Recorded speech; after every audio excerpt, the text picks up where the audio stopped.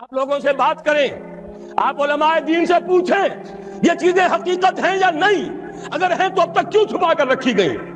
کیوں ملوکیت کا اسلام ہی کا پرچار آج تک ہوتا رہا ہے؟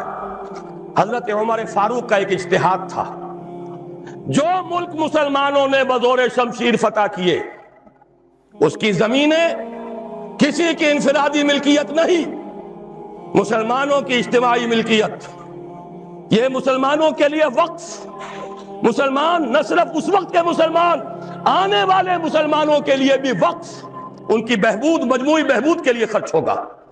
اس پر جو لوگ کام کریں گے وہ خراج دیں گے، چاہے مسلمان ہو چاہے غیر مسلم ہو۔ خراجی زمین قیامت تک خراجی رہے گی، چاہے بعد میں کہیں ہماری بدقسمتی سے، شامت اعمال سے کوئی غیر مسلم حکمران آ جائے، پھر اگر آزادی حاصل کی جائے، سٹیٹس نہیں بدلے گا زمینوں کا، ونس خراجی آلویز خراجی۔ یہ ذرا سمجھ لیجیے علمی بات کیا ہے۔ قرآن حکیم میں ایک حکم ہے انفال کا، مال غنیمت کا، یہ سورہ انفال میں ہے، 10ویں پارے کی پہلی آیت ہے، اور دوسرا حکم ہے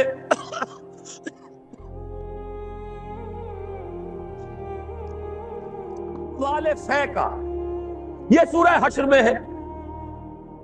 اموال غنیمت کا قانون یہ ہے کہ 5واں حصہ 1/5 بیت المال کا، 4/5 مجاہدین میں تقسیم ہو جائے گا۔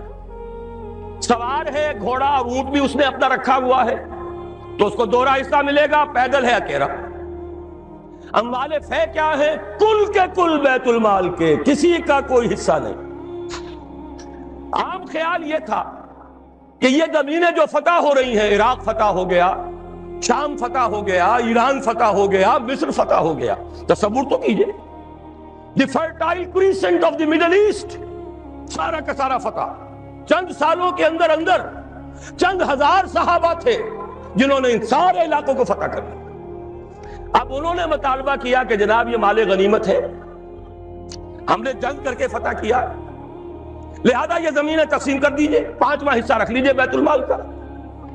حضرت عمر نے فرمایا اگر میں نے یہ زمینیں اور یہ رقمیں تمہیں تقسیم کر دیے تو بعد کے آنے والے مسلمانوں کو کیا ملے گا؟ واقعہ یہ ہے کہ تاریخ انسانی کا بدترین جاگیردارانہ نظام قائم ہو جاتا اگر حضرت عمر یہ فیصلہ نہ کرتے۔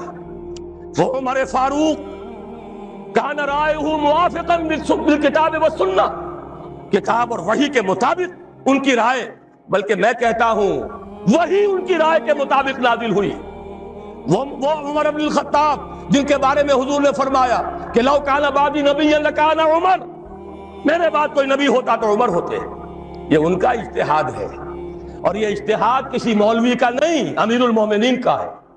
جبکہ پوری ملت اسلامی ایک حکومت، ایک نظام، مذہب اور سیاست میں کوئی تفرقہ نہیں، وہی خطیب ہے مسجد نبوی کا اور وہی امیر ہے وہ حکومت کا، سربراہ ہے حکومت کا، اس کا اجماع اور خلافت راشدہ کا یہ اجماع، یہ تو گویا کہ ہمیشہ کے لیے اٹل قانون ہے۔ اس کے اوپر اس اجتہاد پر عمل کیجئے۔ زرعی زمین کی 2 قسمیں ہماری شریعت میں ہیں۔ جو مسلمان لڑے بھڑے بغیر ایمان لے آئے ان کی زمینیں ان کی ملکیت ہیں، جیسے مدینے کے مسلمان، وہ تو لڑے نہیں، انہوں نے تو خود حضور کو لے کر اور ان کو دعوت دے کر وہ مدینہ تشریف لے کر آئے ہیں، لہذا ان کی زمینیں ان کی ملکیت نہیں، ان سے عشر لیا گیا، یہ عشری زمینیں کہلاتی ہیں۔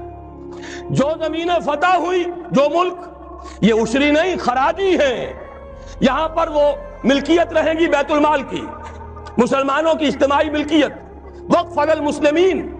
البتہ جو کام کرے مسلمان ہو، کاشتکار، مجوسی ہو، عیسائی ہو، وہ خراج دیں گے براہ راست بیت المال کو۔ پاکستان کا یہ سارا علاقہ مسلمانوں نے بزور شمشیر فتح کیا تھا، یہ کسی کے باپ کی جاگیر نہیں ہے۔ وہ جاگیر چاہے کبھی رنجیت سنگھ نے دی ہو، چاہے وہ انگریزوں نے دی ہو، چاہے اس سے پہلے کہ وہ سلاطین مغلیہ نے دی ہو، جن میں سے سوائے ایک اورنگزیب عالمگیر کے باقی سب کا جو رویہ تھا وہ سب کو معلوم ہے کہ کیا تھا۔ اکبر اعظم نے تو یہاں سے دین محمدی کا جنازہ نکالنے کے لیے ایڑی چوٹی کا دور لگا دیا تھا صلی اللہ علیہ وسلم، نیا دین الہی رائج کیا تھا وہ اکبر اعظم علیہ ما علیہ، ان کی دی ہوئی جاگیریں اور وہ مقدس ہو جائیں گی۔ انگریز کی دی ہوئی جاگیریں اور وہ مقدس ہو جائیں گی، رنجیت سنگھ کی دی ہوئی جاگیریں وہ مقدس ہو جائیں گی؟ معاذ اللہ، یہ تمام زمینیں بیت المال کی ہیں، وقف للمسلمین، ان سے خراج جائے گا براہ راست بیت المال میں، آدھی یا اس سے بھی زائد یا اس سے کم جو پوری پیداوار کا جائے گا وہاں، اتنا ریونیو جمع ہوگا، اتنا ریونیو جمع ہوگا کہ بہت سے لعنتی ٹیکسوں سے نجات مل جائے گی، جن میں سب سے بڑا لعنتی ٹیکس جو ہے انکم ٹیکس ہے۔ عام کاروباری آدمی یا تو ہمہ وقت کلرک رکھے، اکاؤنٹنٹ رکھے، اور پھر اسے بازار سے بھی نہیں ملتی رسید، وہ سامان لے کر آتا ہے رسید نہیں دیتے، اب وہ جاتا ہے انکم ٹیکس افسر کے سامنے بھیگی بلی بنا کھڑا ہوا ہے، جھوٹ بولے، جھوٹ حلفیہ بیان دے، رشوت دے، اکاؤنٹنٹس کو دے، انکم ٹیکس آفیسر کو دے، چھوٹ جائے گا، جان بچ جائے گی، اور اگر جھوٹ نہیں بولے گا اپنی بساط الٹ دے۔ لہذا تقریباً سب کے سب جھوٹے ہو گئے، جھوٹے حلف دیتے ہیں۔ جب جھوٹا حلف انسان نے دے دیا ایک معاملے میں تو یوں سمجھئے کہ کارک کھل گیا بوتل کا، اب تو جھوٹ ہی ہوگا، اسی کا راج ہوگا۔ یہ سب سے بڑا ملعون ٹیکس ہے کہ جس نے ہمارے ہاں صداقت کا، دیانت کا، امانت کا جنازہ نکال دیا۔ اور یہ سب کچھ کیوں؟ اس لیے کہ جو اصل آمدنی کا ذریعہ ہے وہ تو ہم نے جاگیرداروں کو دے رکھا ہے، ان کے محل سج رہے ہیں، ان کے بڑے بڑے بنگلے ہیں، ان کے عیش ہیں۔ ہاری کو دیکھو، یہاں کے کاشتکار کو دیکھو۔ ایک صاحب نے ایک دفعہ کہا تھا، جو پہلے لاہور میں رہتے تھے پھر کچھ عرصے جا کر ایک دیہات میں مقیم ہوئے، کہنے لگے خدا کی قسم میں دیکھ کر حیران رہ گیا ہوں، پنجاب کا دیہاتی کاشتکار خود نہیں نہاتا، ہفتوں اپنی بھینس کو ضرور نہلاتا ہے، لیکن خود نہانے کا کوئی تصور نہیں، وہ حیوان سے بدتر ہو کر زندگی گزار رہا ہے۔ یہی حال ہاریوں کا ہے۔ یہی آپ جا کر دیکھیے، وہ بیچارے بھیڑے بکریاں پالنے والے بلوچستان کا عام بلوچ، اور عیش کن کے ہیں سرداروں کے، عیش کن کے ہیں جاگیرداروں کے، زمینداروں کے۔ یہ سارا نظام ختم کر کے اور اس اجتہاد کی اصول پر یہ ساری زمینیں خراجی ہیں۔ اسی شہر لاہور کی بات کہہ رہا ہوں، ایک بہت بڑے مفتی صاحب، ان کے صاحبزادے نے مجھے بتایا کہ میرے والد صاحب کا قول یہ ہے کہ یہاں کی ساری زمینیں خراجی ہیں، عشری نہیں ہیں۔ لیکن جب انہی کے دارالعلوم میں ہمارے ایک ساتھی نے استفتاء لکھ کر بھیجا تو ان مفتی صاحب نے دستخط نہیں کیے، کسی اور چھوٹے مفتی سے، وہ جو مفتی صاحب ابھی سمجھئے کہ ابھی وہ ایکسرسائز ہی کر رہے ہیں، اپرینٹس ہیں، ان کے ہاتھ سے دستخط کروا کے بھجوا دیا۔ یہ تو عشری ہے۔ یہ حال ہمارے علماء کا ہو چکا ہے۔ کیوں ہو گیا ہے؟ یہ سارے ادارے کن سے چلتے ہیں؟ چندے کون دیتے ہیں؟ سرپرستی کون فرماتا ہے؟ وہ تو وہی لوگ ہیں۔ سرمایہ دار کا چندہ نہ ہو تو دارالعلوم نہیں چلے گا، سرمایہ دار کا چندہ نہ ہو تو یہ سارے جو بھی ٹھاٹھ بچھے ہوئے ہیں، جو بڑی بڑی مسندیں سجی ہوئی ہیں، جو بڑی بڑی جائیدادیں بن گئی ہیں، ریاستیں بن گئی ہیں، یہ کہاں سے آئیں گی؟ لہذا سچ بات کیسے کہی جائے؟ ان کے لیے ہیں مشکلات ہیں، لیکن اب ہمیں حقائق کو علل اعلان کہنا ہوگا۔ وہ جو اقبال نے کہا تھا، وہ شعر تو آپ کو سنایا جنرل صاحب نے، کس نہ باشد در جہاں محتاج کس، نقطۂ شرع مبینی نس تو بس۔ اور میں آپ کو شعر سنا رہا ہوں جو حرف قل لفظ میں پوشیدہ تھی اب تک، اس دور میں شاید وہ حقیقت ہو نمودار۔ اور میں ابتدا میں کہہ چکا ہوں علامہ اقبال کی بات، میں ان کا ادنا طالب علم ہوں، ویسے میں انہیں کوئی معصوم نہیں سمجھتا، ان کی عملی زندگی ہمارے لیے مثالی نہیں ہے، قابل تقلید نہیں ہے، ان کا فکر ہے جو بہت بلند ہے۔ مجھے آج کے دور میں، اس پوری صدی میں، فکر کے اعتبار سے ان کے قریب بھی کوئی شخص نظر نہیں آیا آج تک۔ 60ویں برس میں ہوں اپنی عمر کے میں، اور مطالعہ کر رہا ہوں کم سے کم 40 برس سے۔ لیکن یہ کہ اپنی جگہ ہے، عظمت ایک پہلو سے بہت ہے، دوسرے پہلو سے وہ ہمارے لیے کوئی واجب التقلید نہیں۔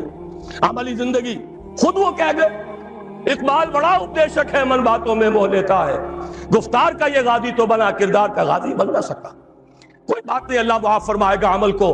بات صحیح کہی ہے، اور وہ یہ کہی ہے کہ دور ملوکیت میں اسلام کے چہرے انور پر جو پردے پڑ گئے تھے، آج وقت آیا ہے کہ ان پردوں کو اٹھا دیا جائے، ڈنکے کی چوٹ کہا جائے یہ زمینیں خراجی ہیں، کسی کی ملکیت نہیں ہے، کسی کے باپ کی جاگیر نہیں ہے، یہ سب مسلمانوں پر وقف ہے، ان کی بہبود کے لیے ہے، ان سے خراج براہ راست جائے، نیا بندوبست اراضی کیا جائے۔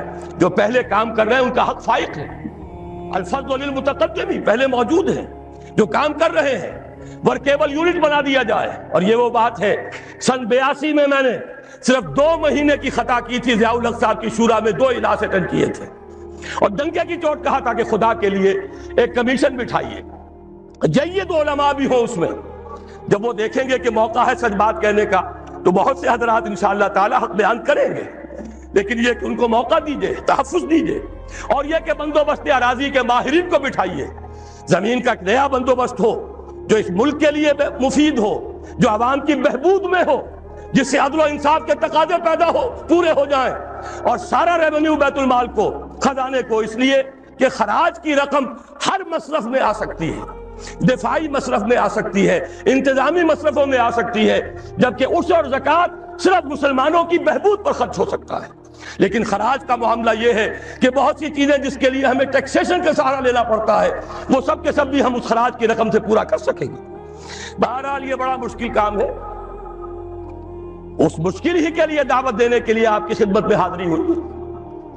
مشکل کے بغیر دنیا میں کبھی کچھ نہیں ہوا, قربانی کے بغیر کہیں اسے آپ توہین رسالت نہ سمجھ لیں, معاذ اللہ ثم معاذ اللہ.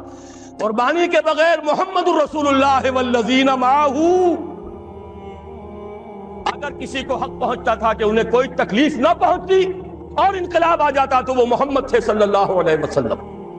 وہ حقدار محبوب رب العالمین سید الاولین والآخرین, ان کو حق پہنچ سکتا تھا. ان کے پاؤں میں صرف کانٹے نہیں چبھے, وہ تو ابتدائی بات ہے جب چچی بچھا دیا کرتی تھی دروازے کے باہر کانٹے لا کر, ان پر تو پتھراؤ ہوا ہے, ان کا جسم مبارک لہو لہان ہوا ہے. وہ 3 برس کے لیے شیب بنی ہاشم میں محصور رہے ہیں, شدید ترین فاقے آئے ہیں, وہ 3 دن غار ثور میں چھپے ہوئے رہے ہیں, وہاں آپ نے اپنے آپ کو جو ہے محفوظ رکھا ہے. پھر کیا نہیں ہوا, جنگ بدر میں طویل ترین سجدہ کیا, اے اللہ کل جو مارکا ہونے والا ہے اگر کہیں یہ 313 میرے 15 برس کی کمائی اگر کہیں یہ کل ختم ہو گئی تو پھر قیامت تک تیرا نام لینے والا کوئی نہ ہوگا. حضرت ابو بکر تھے جو جھونپڑی کے باہر پہرا دے رہے تھے ننگی تلوار کے ساتھ, انہوں نے عرض کیا حسبک حسبک حضور بس کیجئے بس کیجئے. پھر کیا غزوہ احد میں دندان مبارک شہید نہیں ہوئے, کیا 70 صحابہ شہید نہیں ہوئے, جن میں ایک حمزہ بھی ہے رضی اللہ تعالی عنہ, اسد اللہ و اسد رسول ہی تو ہے ہی, چچا بھی ہیں, خالہ زاد بھائی بھی ہیں, دودھ شریک بھائی بھی ہیں, ساتھ کے کھیلے ہوئے ہم جولی بھی ہیں. ان کی لاش آئی ہے, ناک کٹی ہوئی, کان کٹے ہوئے, پیٹ چاک کر کے کلیجہ چبا ہوا. اس کے بغیر انقلاب نہیں آیا تھا, اس کے بغیر نظام نہیں بدلتا. یہاں تو زرعی ٹیکس کوئی لگنے نہیں دیتا, مرکز سے ذرا سی کوئی پالیسی مجھے تو نہیں معلوم کہ کیا آئی ہوگی, مجھے کوئی توقع نہیں کہ وہاں سے کوئی خیر بھی آ سکتا ہے, لیکن یہ کہ کوئی ایسی تھی کہ وہ نازک مزاج شاہاں, ان کے لیے تو وہ بھی ناقابل برداشت ہو گئی. وہی آئی جے آئی کی حکومت مرکز میں, وہی آئی جے آئی کی حکومت یہاں, اور اس نے اس کے خلاف قرارداد پاس کر دی, اس لیے کہ ٹیکس نہیں دے سکتا, زمیندار نہیں. بیچارہ ایک تنخواہ دار ملازم 3,000-4,000 روپیہ جو آج کل کچھ بھی نہیں ہے, وہ تنخواہ لے رہا ہے, ایٹ سورس اس کا انکم ٹیکس کٹ جائے گا. انکم ٹیکس کٹے بغیر تنخواہ نہیں ملے گی. لیکن یہ کہ ان کے لیے کوئی ٹیکس نہیں, جو ٹیکس دینے کو تیار نہیں, جن پر ٹیکس نواز شریف صاحب لگا سکتے ہیں, نہ بے نظیر لگا سکی, نہ بے نظیر کا باپ لگا سکا, نہ نواز شریف صاحب کے جو سرپرست تھے وہ لگا سکے. ظاہر بات ہے کہ اس کے لیے تو جب تک جانی قربانی نہیں دی جائے گی, جب تک کہ ہزاروں لوگ اپنے خون کا نذرانہ دینے کو تیار نہیں ہوں گے, یہ ظلم کی رات ختم نہیں ہوگی. عالم عرب امریکہ کے شکنجے میں آ چکا ہے پورا کا پورا, اور ان میں صرف ایک طاقت تھی کہ جو اسرائیل سے آنکھوں میں آنکھیں ڈال کر بات کر سکتی تھی, وہ خود اپنی حماقت سے اور دوسرے عرب ممالک کی حماقتوں کی بنا پر تہس نہس کر دی گئی. اور یہ جو غلبہ امریکہ کو حاصل ہوا ہے یہ در حقیقت امریکہ کا نہیں, یہود کا غلبہ ہے. یہ ورلڈ زائنزم کے شکنجے میں پورا عالم عرب آ چکا ہے. غیر عرب عالم اسلام میں ہمارا جو حال ہے, مشرق سے ہمیں خطرہ ہے, نیو ورلڈ آرڈر ہمیں دھمکا رہا ہے, بے شمار اندیشے اور خطرات اندرونی طور پر خلفشار ہے. امن تو بس ایک کہنے کی بات رہ گئی ہے. لیکن اللہ کا تیسرا وعدہ اس آیت میں یہ ہے کہ اگر ایمان اور عمل صالح کا حق ادا کرو گے تو وہ تمہارے خوف اور بد امنی کی حالت کو امن اور چین کی حالت سے لازماً بدل دے گا. یہ تینوں وعدے آئے ہیں بڑے ہی تاکید کے ساتھ. عربی زبان میں اہل علم یہاں موجود ہے. عربی زبان میں اس سے زیادہ تاکید کا اسلوب ہے ہی نہیں. فعل مضارع سے پہلے لام مفتوح اور پھر نون مشدد. لَيَسْتَخْلِفَنَّهُمْ نمبر 1 لازماً خلافت عطا فرمائے گا زمین کی. وَلَيُمَكِّنَنَّ لَهُمْ دِينَهُمُ الَّذِي ارْتَضَىٰ لَهُمْ اور لازماً ان کے اس دین کو جو اللہ نے پسند فرما لیا ہے زمین میں غلبہ عطا کرے گا. وَلَيُبَدِّلَنَّهُمْ مِنْ بَعْدِ خَوْفِهِمْ أَمْنًا اور لازماً بدل دے گا ان کے خوف کی حالت کو امن کی حالت سے. اس کا نتیجہ کیا نکلے گا؟ میرے رفیق کار چودھری رحمت اللہ بٹر صاحب اس کی طرف اشارہ کر چکے ہیں. یعبدوننی لا یشرکون بی شیئا پھر وہ میری ہی بندگی کریں گے اور میرے ساتھ کسی شے کو شریک نہیں ٹھہرائیں گے. یہ بات اس وقت اجمالاً صرف عرض کر سکتا ہوں کہ شرک صرف عبادت میں نہیں ہے, شرک صرف عقیدے میں نہیں ہے, شرک سیاسی بھی ہے. غیر اللہ کی حاکمیت اس دور کا سب سے بڑا شرک ہے. سروری زیبا فقط اس ذات بے ہمتا کو ہے, حکمراں ہے ایک وہی باقی بتان آزری. وہ غیر اللہ کوئی فرد ہو, کوئی فرعون ہو, کوئی نمرود ہو, یا کوئی ایک قوم ہو جو دوسری قوم پر حاکم بن کر بیٹھ جائے, یا خود کسی ملک کے عوام ہو جو حاکمیت کے دعوے دار بن کر کھڑے ہو جائیں, یہ سب کے سب در حقیقت فرائض ہے, نماردہ. اور اس نظام کو تسلیم کرنا سب سے بڑا شرک. لہذا یعبدوننی لا یشرکون بی شیئا یہ نتیجہ ہے انفرادی سطح پر اللہ کی بندگی, توحید کا اقرار. نماز بھی اسی کے لیے, قربانی بھی اسی کی. ان صلاتی و نسکی و محیای و مماتی للہ رب العالمین. اور اجتماعی سطح پر نظام خلافت, انسان حاکم نہیں خلیفہ ہے. وَإِذْ قَالَ رَبُّكَ لِلْمَلَائِكَةِ إِنِّي جَاعِلٌ فِي الْأَرْضِ خَلِيفَةً یا داؤد اِنَّا جَعَلْنَاكَ خَلِيفَةً فِي الْأَرْضِ. انسان حاکم نہیں خلیفہ. آخری ٹکڑا اس آیت مبارکہ کا وہ میرے اور آپ کے لیے ایک لمحہ فکریہ ہے. اللہ نے اتنے وعدے کر دیے, اتنی تاکید کے ساتھ کر دیے, اتنے پختہ وعدے کر دیے. وَمَنْ كَفَرَ بَعْدَ ذَلِكَ جو شخص اس کے بعد بھی کفر اختیار کرے گا. اور جنرل صاحب نے ابھی آپ کو 3 آیتیں سنا دی سورہ مائدہ کی. مَنْ لَمْ يَحْكُمْ بِمَا أَنزَلَ اللَّهُ فَأُولَٰئِكَ هُمُ الْكَافِرُونَ وَمَنْ لَمْ يَحْكُمْ بِمَا أَنزَلَ اللَّهُ فَأُولَٰئِكَ هُمُ الْفَاسِقُونَ وَمَنْ لَمْ يَحْكُمْ بِمَا أَنزَلَ اللَّهُ فَأُولَٰئِكَ هُمُ الظَّالِمُونَ. اللہ کے حکم کے سوا کسی حکم کے مطابق فیصلہ کرنا یہی تو شرک ہے, یہی تو ظلم ہے, یہی تو فسق ہے, یہی تو کفر. بتوں سے تجھ کو امید ہے, خدا سے نومیدی, مجھے بتا تو صحیح اور کافری کیا.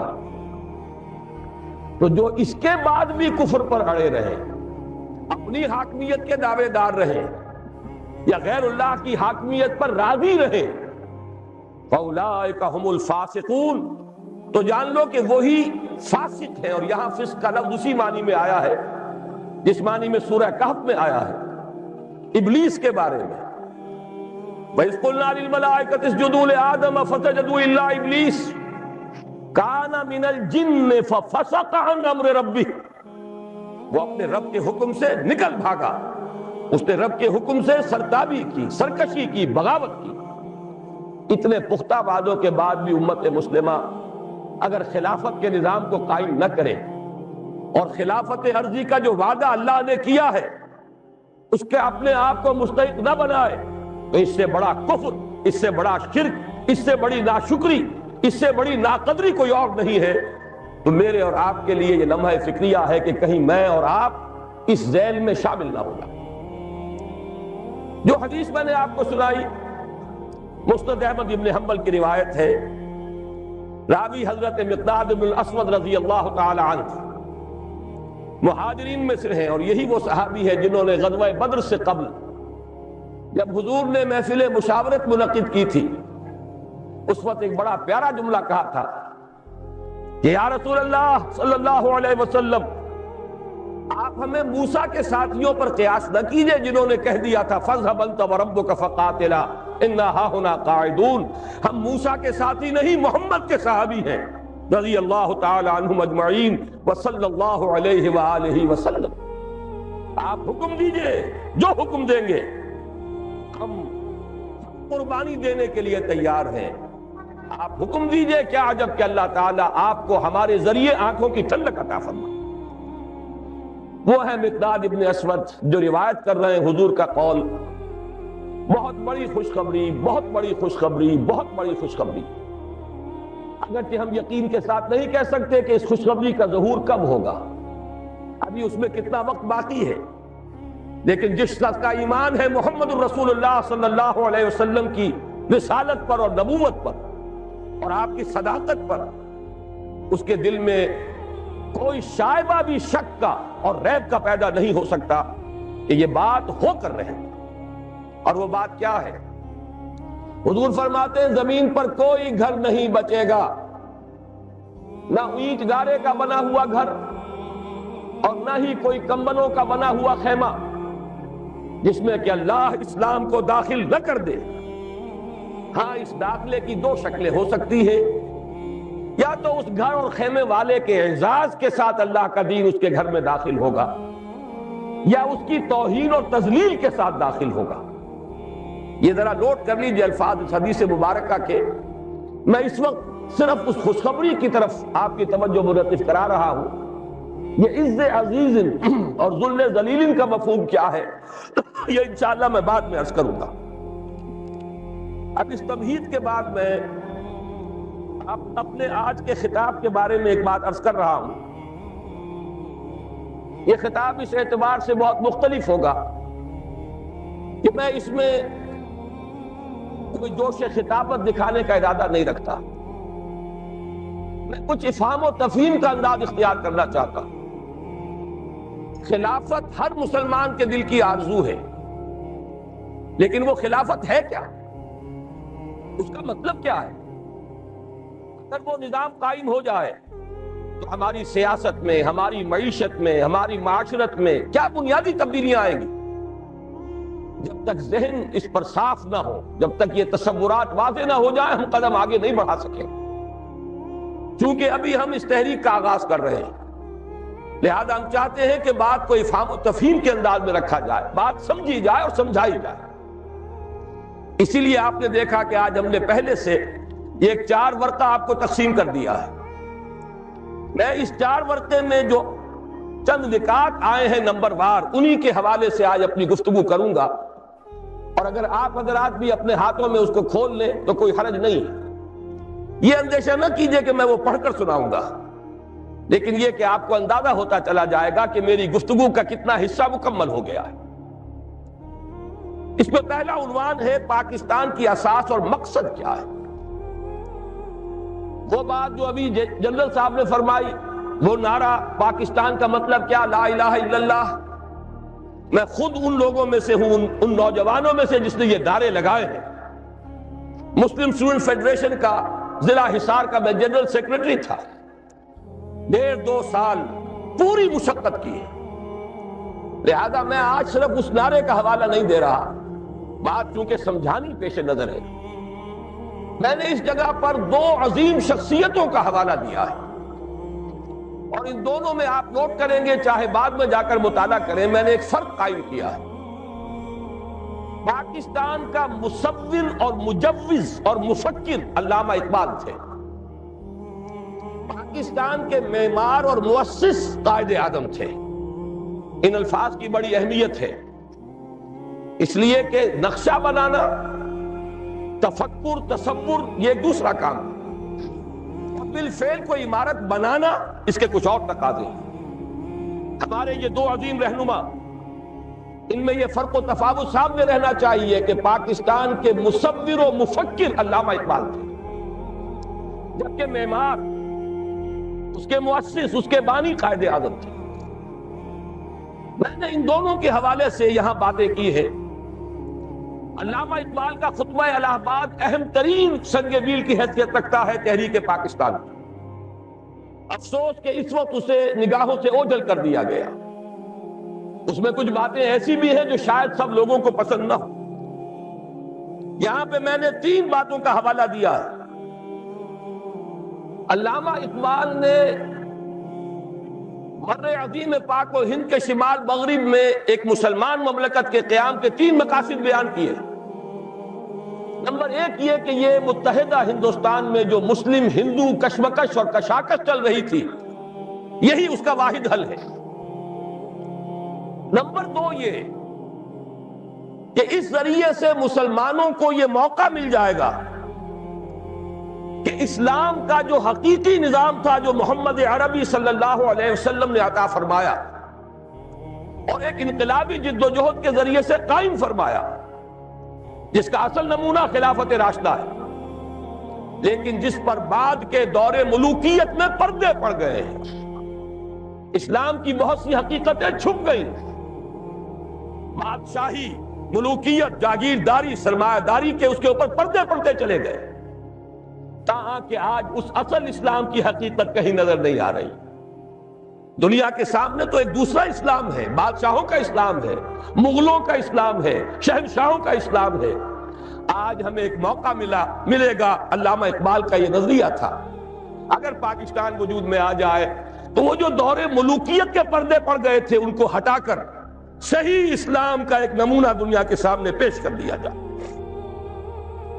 علامہ اقبال نے تیسری بات بھی کہی تھی اور موجودہ حالات میں وہ بہت ریلیونٹ ہے۔ بہت سے حضرات کو شاید تعجب ہو کہ علامہ نے فرمایا تھا کہ اس ہندوستان اور پاکستان کو باہم لڑنا نہیں، بلکہ یہ پاکستان، مجودہ پاکستان ہی بھارت کا سب سے بڑا دفاع کرنے والا ہوگا۔ یہ بات بڑی عجیب لگے گی آپ کو۔ علامہ اقبال کے الفاظ یہ ہیں کہ the North West Muslim country will defend India against every invasion, be that invasion of ideas or bayonets۔ یہ جو ملک وجود میں آ جائے گا، مسلمان ملک، یہ تو پورے ہندوستان کی حفاظت اور دفاع کا فریضہ سر انجام دے گا۔ ہر حملے کے خلاف، خواہ وہ حملہ نظریات کا ہو، خواہ بیونٹس کا ہو، سنگینوں کے ذریعے سے حملہ ہو۔ یہ بات بالکل بھلائی جا چکی، اس لیے کہ در حقیقت تقسیم ایسے وجود میں آئی کہ جانے والا ہمارا وہ دشمن انگریز وہ ایک ایسا مسئلہ پیدا کر گیا سازش کے طور پر کہ جس پر یہ دونوں ملک آج تک لڑتے چلے آ رہے ہیں، اور اندیشہ یہ ہے کہ شاید مستقبل قریب میں پھر کوئی اور زیادہ ہولناک جنگ آ جائے۔ یہود کی یہ سازش اور وہ جو ایوارڈ دیا تھا حق بندی کمیشن نے، یہ کوئی اچانک ہو جانے والی باتیں نہیں تھی، اس کے پیچھے گہری سازش تھی کہ بیچ میں وہ مسئلہ چھوڑ کر جاؤ کہ یہ دونوں آپس میں لڑے لیکن دونوں ہمارے دوست رہے۔ حالانکہ واقعہ یہ ہے کہ سابق حکمرانوں کے خلاف تو جذبات انتقام ہوتے ہیں قوموں کے اندر۔ یہاں نقشہ یہ ہے، اتنی کامیاب پالیسی رہی ہے برطانیہ کی کہ دونوں اس وقت بھی تھوڑا سا وقفہ آیا تھا کہ ہم کامن ویلتھ سے نکل گئے تھے، دونوں اسی فطرات کے نخجیر ہیں، دونوں اسی کامن ویلتھ میں۔ اور واقعہ یہ کہ ہم نے تو جس بے غیرتی اور بے حمیت کا مظاہرہ حال ہی میں کیا ہے، کون ہے یہ ڈائن یا ڈائنا؟ اس کا یہ اعزاز کہ محمد عربی صلی اللہ علیہ وسلم نے یہ فرمایا، من وقر صاحب بدعت فقد اہان علی حدم الاسلام۔ جس شخص نے کسی بدعتی کی، ابھی یہاں کافر کی بات نہیں ہو رہی، اس نے کسی بدعتی کی توقیر کی، اس نے اسلام کی بنیادیں کھودنے کا کام کیا ہے، اس میں تعاون کیا ہے۔ یہاں تک فرمایا من مشى مع فاسق ليقويه غضب اللہ تعالی واہتز لہ العرش۔ جو شخص کسی فاسق کے ساتھ چلتا ہے کہ اسے تقویت پہنچائے، اللہ غضبناک ہوتا ہے، اور اس درجے غضبناک ہوتا ہے کہ اس کا عرش کانپنے لگتا ہے۔ یہ تعلیمات ہے محمد عربی صلی اللہ علیہ وسلم کی، اور ہم اپنی اس بدترین غلامانہ ذہنیت کا آج تک مظاہرہ کر رہے ہیں۔ اور ابھی میری توجہ تو اس طرح نہیں ہوئی تھی، میں تو مشکور ہوں اپنے نوجوان ساتھی کا، ندیم بیگ کا۔ اب تو کچھ ہونے والا ہے، میڈونا اور پتہ نہیں اور کون ہے کہ جن کو یہاں بلایا جا رہا ہے. واقعہ یہ ہے کہ یہ ہماری اس بے غیرتی اور بے حمیتی کا سب سے بڑا معاملہ ہوگا. اور میں سمجھتا ہوں چیلنج ہے یہ ان لوگوں کے لیے جنہوں نے کچھ بھی قوت مزاحمت فراہم کی ہے. آپس میں کلاشنکوفیں نہ چلائیں، آئیں میدان میں اور اس کو روکیں، سد باب کریں. بڑی بڑی جمعیتیں اور جماعتیں موجود ہیں، آپس میں اقتدار کی کشمکش کے لیے ایک دوسرے کا خون بھی بہا رہی ہیں. لیکن یہ کہ اس دین کے معاملے کے اندر اگر ان میں دم ہے، اگر ان میں طاقت ہے، پاسبان بن کر اگر سامنے آنا چاہتے ہیں تو دین محمدی کے پاسبان بن کر سامنے آئیں. اور یہ موقع ایسا ہے کہ اس وقت واقعتاً جن میں حمیت ہے انہیں اپنی حمیت کا ثبوت دینا چاہیے. بہرحال یہ تو تھے علامہ اقبال کے نظریات. قائد اعظم کا میں صرف ایک جملہ یہاں سناؤں گا. قائد اعظم کی اگرچہ بدقسمتی سے ایک تقریر وہ بھی ہے جس کے اندر ایک جملہ ایسا نزاعی بن گیا جس سے دشمنان اسلام نے اور سیکولرزم کے علمبرداروں نے بہت فائدہ اٹھایا. کاش کہ قائد اعظم وہ الفاظ نہ کہتے. لیکن یہ کہ اس کی ایک توجیہ ہے جس کو یہاں بیان کرنا ممکن نہیں ہے وقت کی کمی کے باعث. لیکن ان کے وہ ساری تقریریں دور تحریک پاکستان کی اور اس ایک خاص تقریر کے بعد کی تمام تقریریں ایک ہی مضمون پر گواہی دے رہی ہیں، جس کی نمائندگی کرتا ہے ان کا ایک بہت عمدہ تاریخی جملہ جو علامہ اقبال کے اس فکر کے بہت قریب ہے. انہوں نے فرمایا ہمیں پاکستان اس لیے چاہیے کہ عہد حاضر میں اسلام کے اصول حریت و اخوت و مساوات کا ایک عملی نمونہ دنیا کے سامنے پیش کر دیں. یہ مقصد تھا پاکستان کا مفکر و مصور پاکستان کے نزدیک بھی اور معمار اور مؤسس پاکستان کے نزدیک. لیکن ہوا کیا ہے؟ میری دوسری بات ہماری کوتاہی اور کوتاہ نظری. ایک بات کافی ہے، شمسی حساب سے ہم 45 سال پورے کر کے 44 سال پورے کر کے 45ویں میں قدم رکھ چکے. قمری حساب سے 45.5 سال ہو چکے. جیسا کہ جنرل صاحب نے فرمایا وہی نظام جوں کا توں اوپر سے لے کر نیچے تک اثر تا پا، جس کی میں بعد میں قدر وضاحت بھی کروں گا. وفاداری بشرط استواری عین ایما ہے. ہم نے بالکل اس کے مصداق اس نظام کو جوں کا توں قائم رکھا ہوا، سرے منہ فرق نہیں آیا. یہ تو خیر وہ بات ہے کہ جس پر مزید آپ کا وقت لینے کی ضرورت نہیں ہے، رائٹنگ آن دی وال ہے، ہر شخص جانتا ہے.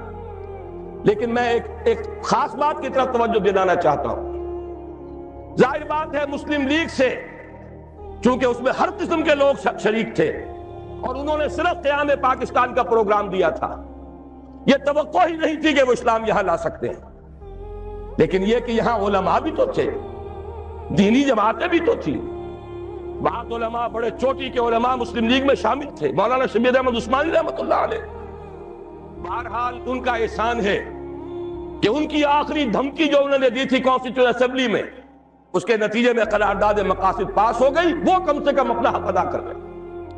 لیکن یہ کہ دوسری جماعتیں بھی تو یہاں رہی ہیں، علماء کرام بھی تو ہیں، ہمارے عام لوگوں کی بہت بڑی تعداد ان کی بات سنتی ہے. اگر یہ لوگ صحیح رخ پر چلتے تو یہاں یہ نظام برقرار نہیں رہ سکتا تھا. ذمہ داری ان کی ہے. انہوں نے سیاست کے کھیل میں شریک ہو کر اپنا وقت ضائع کیا ہے. انہوں نے اقتدار کی کشاکش میں کبھی ادھر اور کبھی ادھر، آج اس کے حریف اور اس کے حلیف اور کل اس کے حلیف اور اس کے حریف، یہ کھیل کھیل کر بہت قیمتی وقت قوم کا ضائع کیا.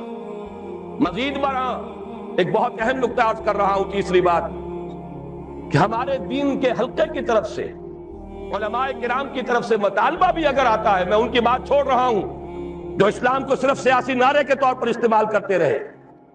میں ان علماء کرام کی بات کر رہا ہوں جو مخلص ہیں. انہوں نے بھی صرف اسلامی قانون کی بات کی ہے، اسلامی نظام کی بات نہیں کی. ان دونوں میں ایک باریک سا فرق ہے. نظام نظام ہے، قانون اس نظام کو چلاتا ہے، قانون اس نظام کو تحفظ دیتا ہے. اگر نظام غلط ہے، ظالمانہ ہے، اس نظام کے تحت لوٹ کھسوٹ ہو رہی ہے، غریب سے غریب تر، امیر سے امیر تر ہوتا چلا جا رہا ہے، دولت کے انبار لگ رہے ہیں، آپ نظام کو تو کچھ نہ کہیں، جوں کا توں برقرار رکھیں. چوری کی سزا نافذ کر دے، ڈاکے کا سدے باب کر دے، فائدہ کس کو پہنچے گا؟ غریبوں کو یا امیروں کو؟ ان کی حرام کی دولت کو تحفظ حاصل ہو جائے گا، ان کے عیش اور ان کے ایوان مزید محفوظ ہو جائیں گے۔ غریب کو تو اس سے کوئی فائدہ نہیں ہوگا۔ چوری اور ڈاکہ جو ہے وہ غریب کا تو ہوتا ہی نہیں، وہ تو امیر کا ہے۔ نظام ظالمانہ ہے اور غلط ہے تو قانون بہترین بھی ہوگا، اس نظام کو سپورٹ کرے گا، اسے تقویت دے گا۔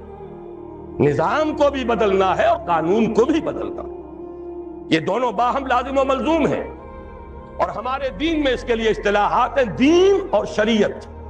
دین نظام ہے، دین ہمیشہ سے ایک رہا، حضرت نوح ہوں، حضرت ابراہیم ہوں، موسیٰ ہوں، عیسیٰ ہوں، حضرت محمد ہوں صلی اللہ علیہ وسلم وعلیہم الصلاۃ والسلام، سب کا دین ایک تھا۔ شرع لکم من الدین ما وصی بہ نوحا والذی اوحینا الیک وما وصینا بہ ابراہیم وموسیٰ وعیسیٰ ان اقیموا الدین۔ دین تو ایک ہے، شریعتیں بدلتی رہیں، شریعت موسوی اور تھی، شریعت محمدی اور تھی علی صاحب الصلاۃ والسلام۔ اصل سے دین، وہ دین کیا ہے؟ وہ در حقیقت ایک نظام زندگی ہے، سچا دین، عادلانہ دین۔ وہ دین نظام عدل و قسط ہے، وہ دین سسٹم آف سوشل جسٹس ہے۔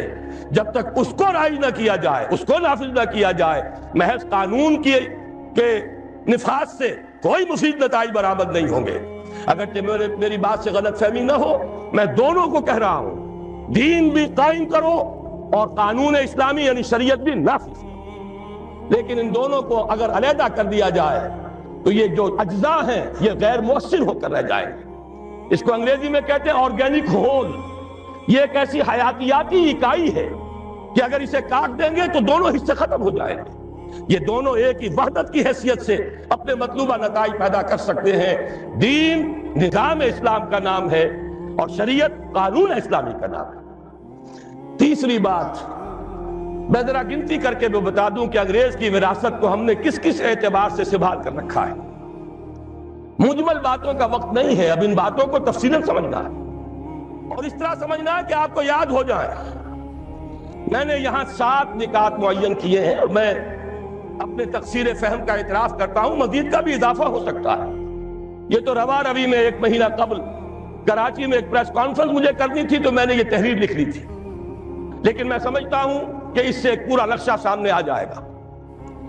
سب سے پہلی چیز مخلوط قومیت، نیشنلزم، جس کی نفی پر علامہ اقبال نے وہ بات کہی تھی، وطنی قومیت، کہ ان تازہ خداؤں میں بڑا سب سے وطن ہے، جو پیرہن اس کا ہے وہ مذہب کا کفن۔ میں افسوس کے ساتھ کہہ رہا ہوں، میں انسان مند ہوں قائد اعظم کا، انہی کی جد و جہد اور انہی کی قیادت کے نتیجے میں پاکستان قائم ہوا، لیکن ہم اسلاف پرست نہیں ہیں۔ اسلاف میں بھی اگر کوئی بات غلط ہوگی ہم اس کا اقرار کریں گے، ببانگ دہل اس کا اعلان کریں گے۔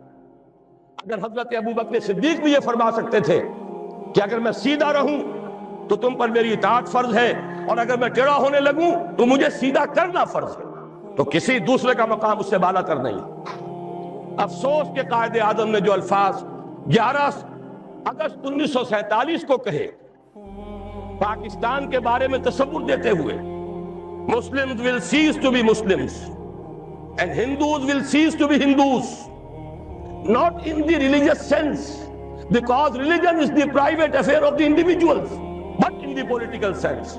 میرے نزدیک یہ مخلوط قومیت کا وہ تصور ہے ان الفاظ سے جو نکلتا ہے۔ توجیہ میں نے بھی کی ہے ان کے اس قول کی، میری کتاب استحکام پاکستان میں جو باب اس پر ہے اس پر میں نے مفصل توجیہ کی، لیکن الفاظ ایسے ہیں بدقسمتی سے، جیسا کہ میں نے ابتدا میں عرض کیا تھا کہ سیکولرزم کے علمبرداروں کو اس سے دلیل ملی ہے۔ یہ مخلوط قومیت کا وہ نظریہ ہے جس کی نفی پر ہم نے تحریک پاکستان چلائی۔ پاکستانی قومیت، مسلم قومیت، اس کی بنیاد پر پاکستان بنا ہے۔ بہرحال ہم نے ابھی تک عملاً اسی مخلوط قومیت کے تصور کو اختیار کیا ہوا ہے۔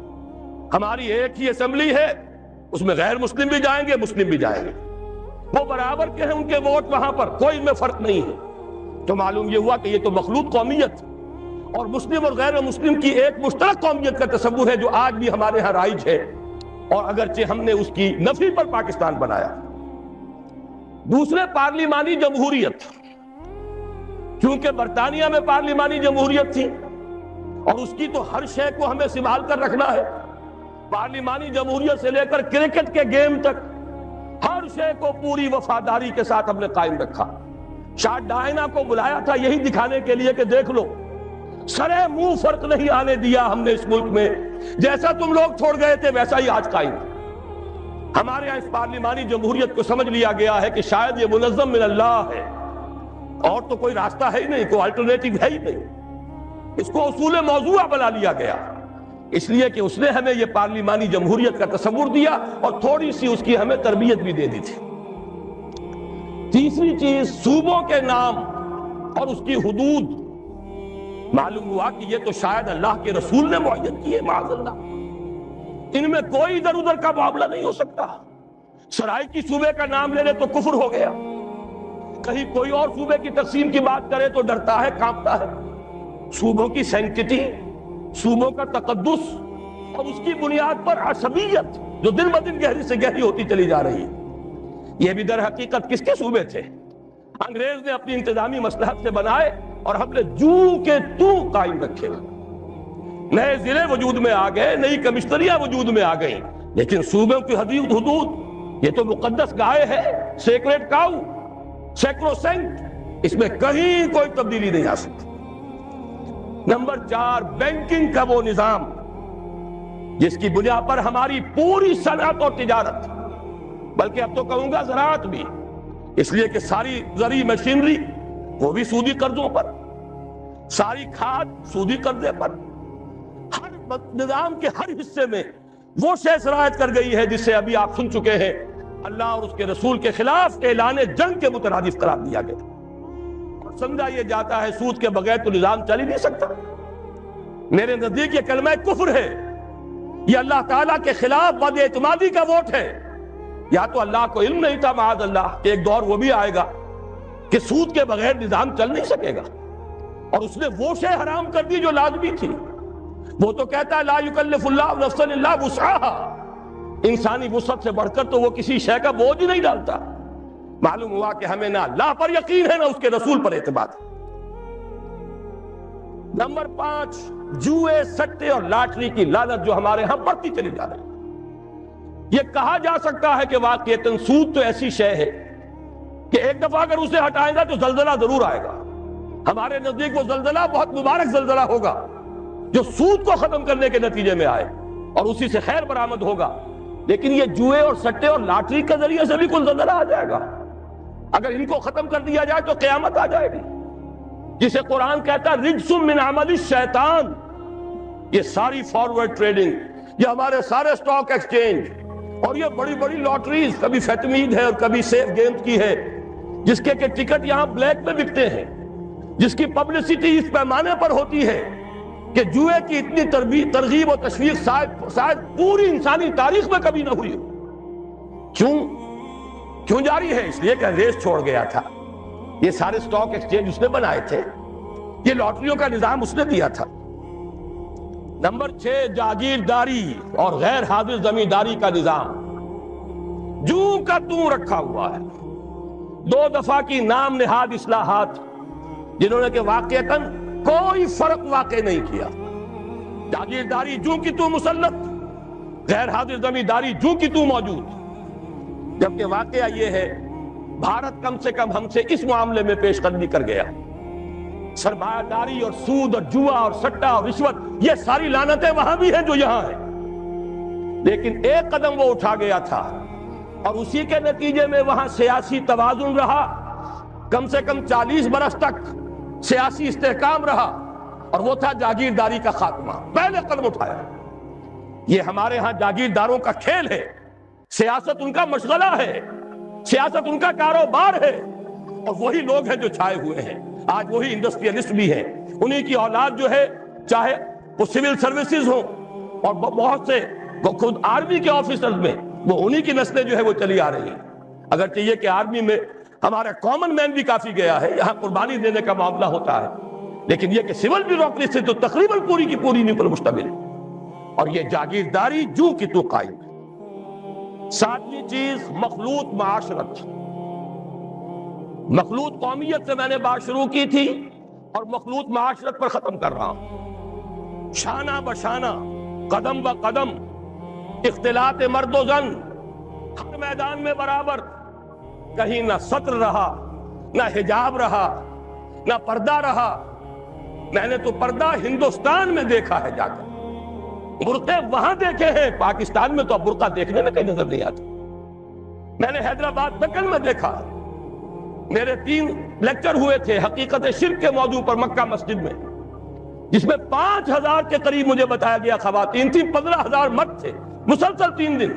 یہ آج سے تقریباً 6 سال پہلے کی بات ہے، لیکن وہاں میں نے وہ جب جلسہ ختم ہوا ہے، ہر عورت کو دیکھا کہ وہ برقعے میں تھی، مکمل برقعے کے اندر۔ لیکن یہاں تو آپ کراچی میں جا کر دیکھیے، برقع نام کی کوئی شے نہیں، وہ تو آپ یوں سمجھیے کہ وہ معروف نہیں منکر بن گیا ہے، اب اس کے اوپر فکرے چست ہوتے ہیں۔ یہ مخلوط معاشرت جو ہے، جس کی وجہ سے کہ مغرب میں شرم و حیا کا دیوالہ نکلا، گھر کا سکون ختم ہو گیا۔ ان سے پوچھئے، روتے ہیں، ان کا گھر کا خون، فیملی لائف شٹر ہو چکی، خاندان کا نظام درہم برہم ہو گیا، اولاد الٹی پھرتی ہے، میاں بیوی دونوں کام پر گئے ہوئے ہیں، شام کو تھکے ہوئے آئے ہیں، بچے اگر آ گئے اسکولوں سے واپس تو اب جو کچھ کر رہے ہیں کوئی ان کی دیکھ بھال کرنے والا نہیں۔ جو کچھ کریں گے بچے، وہ ٹین ایجرز ہوں یا ان سے بھی چھوٹے ہوں، جنہوں نے اکثر وقت جو ہے ٹیلی ویژن دیکھ کر گزارا ہو، وہ جو کچھ کریں گے اس کا قیاس آپ کر لیجئے، مجھے یہاں کہنے کی کوئی ضرورت نہیں۔ یہ آخری شے تو وہ ہے کہ جس میں واقعہ یہ ہے کہ انگریز جہاں ہمیں چھوڑ گیا تھا، اس میں ہم نے بہت ترقی کی ہے۔ اب تو ہم کہہ سکتے ہیں کہ ہماری معاشرت بالکل یورپ کے ہم پلہ معاشرت ہو چکی۔ بڑے دقیانوس کچھ گھرانے ہوں گے جن کے ہاں پردہ بھی ہے، شرم و حیا بھی کسی شے کا نام ہے، اور عصمت و عفت بھی کوئی شے ہے۔ باقی یہ کہ اکثر و بیشتر ہمارا جو حال ہو چکا ہے، خصوصاً اونچے طبقات کا، معلوم ہوا کہ وہ تو اس معاشرت کے اندر ان سے بھی کہیں آگے نکل گئے۔ تیسری بات میں عرض کر رہا ہوں، تحریک پاکستان اور دفاع پاکستان، تحریک خلافت اور دفاع پاکستان، یہ بات آ چکی ہے، مجھے صرف اشارہ کر دینا کافی ہے۔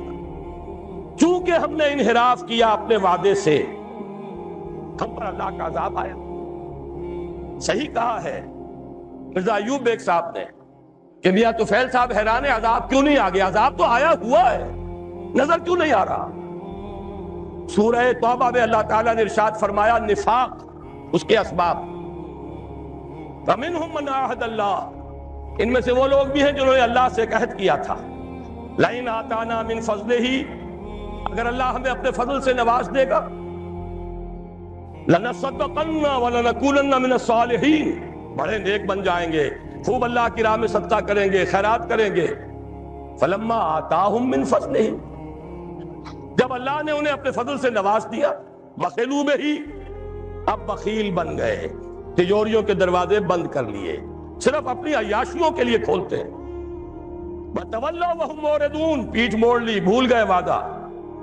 اب اس کی سزا کیا ہے؟ کان کھول کر سنیے، فَعَاقَبَهُمْ نِفَاقًا فِي قُلُوبِهِمْ، اللہ نے ان کے دلوں میں نفاق کی لعنت پیدا کر دی۔ یہ نفاق ہے جو آج آپ کو پورے پاکستانی معاشرے پر نظر آ رہا ہے۔ 2 نفاق، ایک نفاق باہمی، قومیتیں، لسانی عصبیتیں، صوبائی عصبیتیں، نسلی عصبیتیں، کچھ عرصے پہلے بھی ہو رہا تھا کوئٹے میں، جو کچھ ہو رہا تھا بلوچوں اور پختونوں کے درمیان، اب پھر ہو رہا۔ اس کے سندھ کی بھٹی اس وقت ذرا کسی اور شکل میں دہک رہی ہے یا سلگ رہی ہے، کوئی عجب نہیں کہ اس سے کہیں بڑا جو ہے لاوا پھر پھوٹ بہے جیسا کہ اس سے پہلے بہا۔ یہ سب کچھ کیا ہے؟ پاکستان 2 الگ کیوں ہوا؟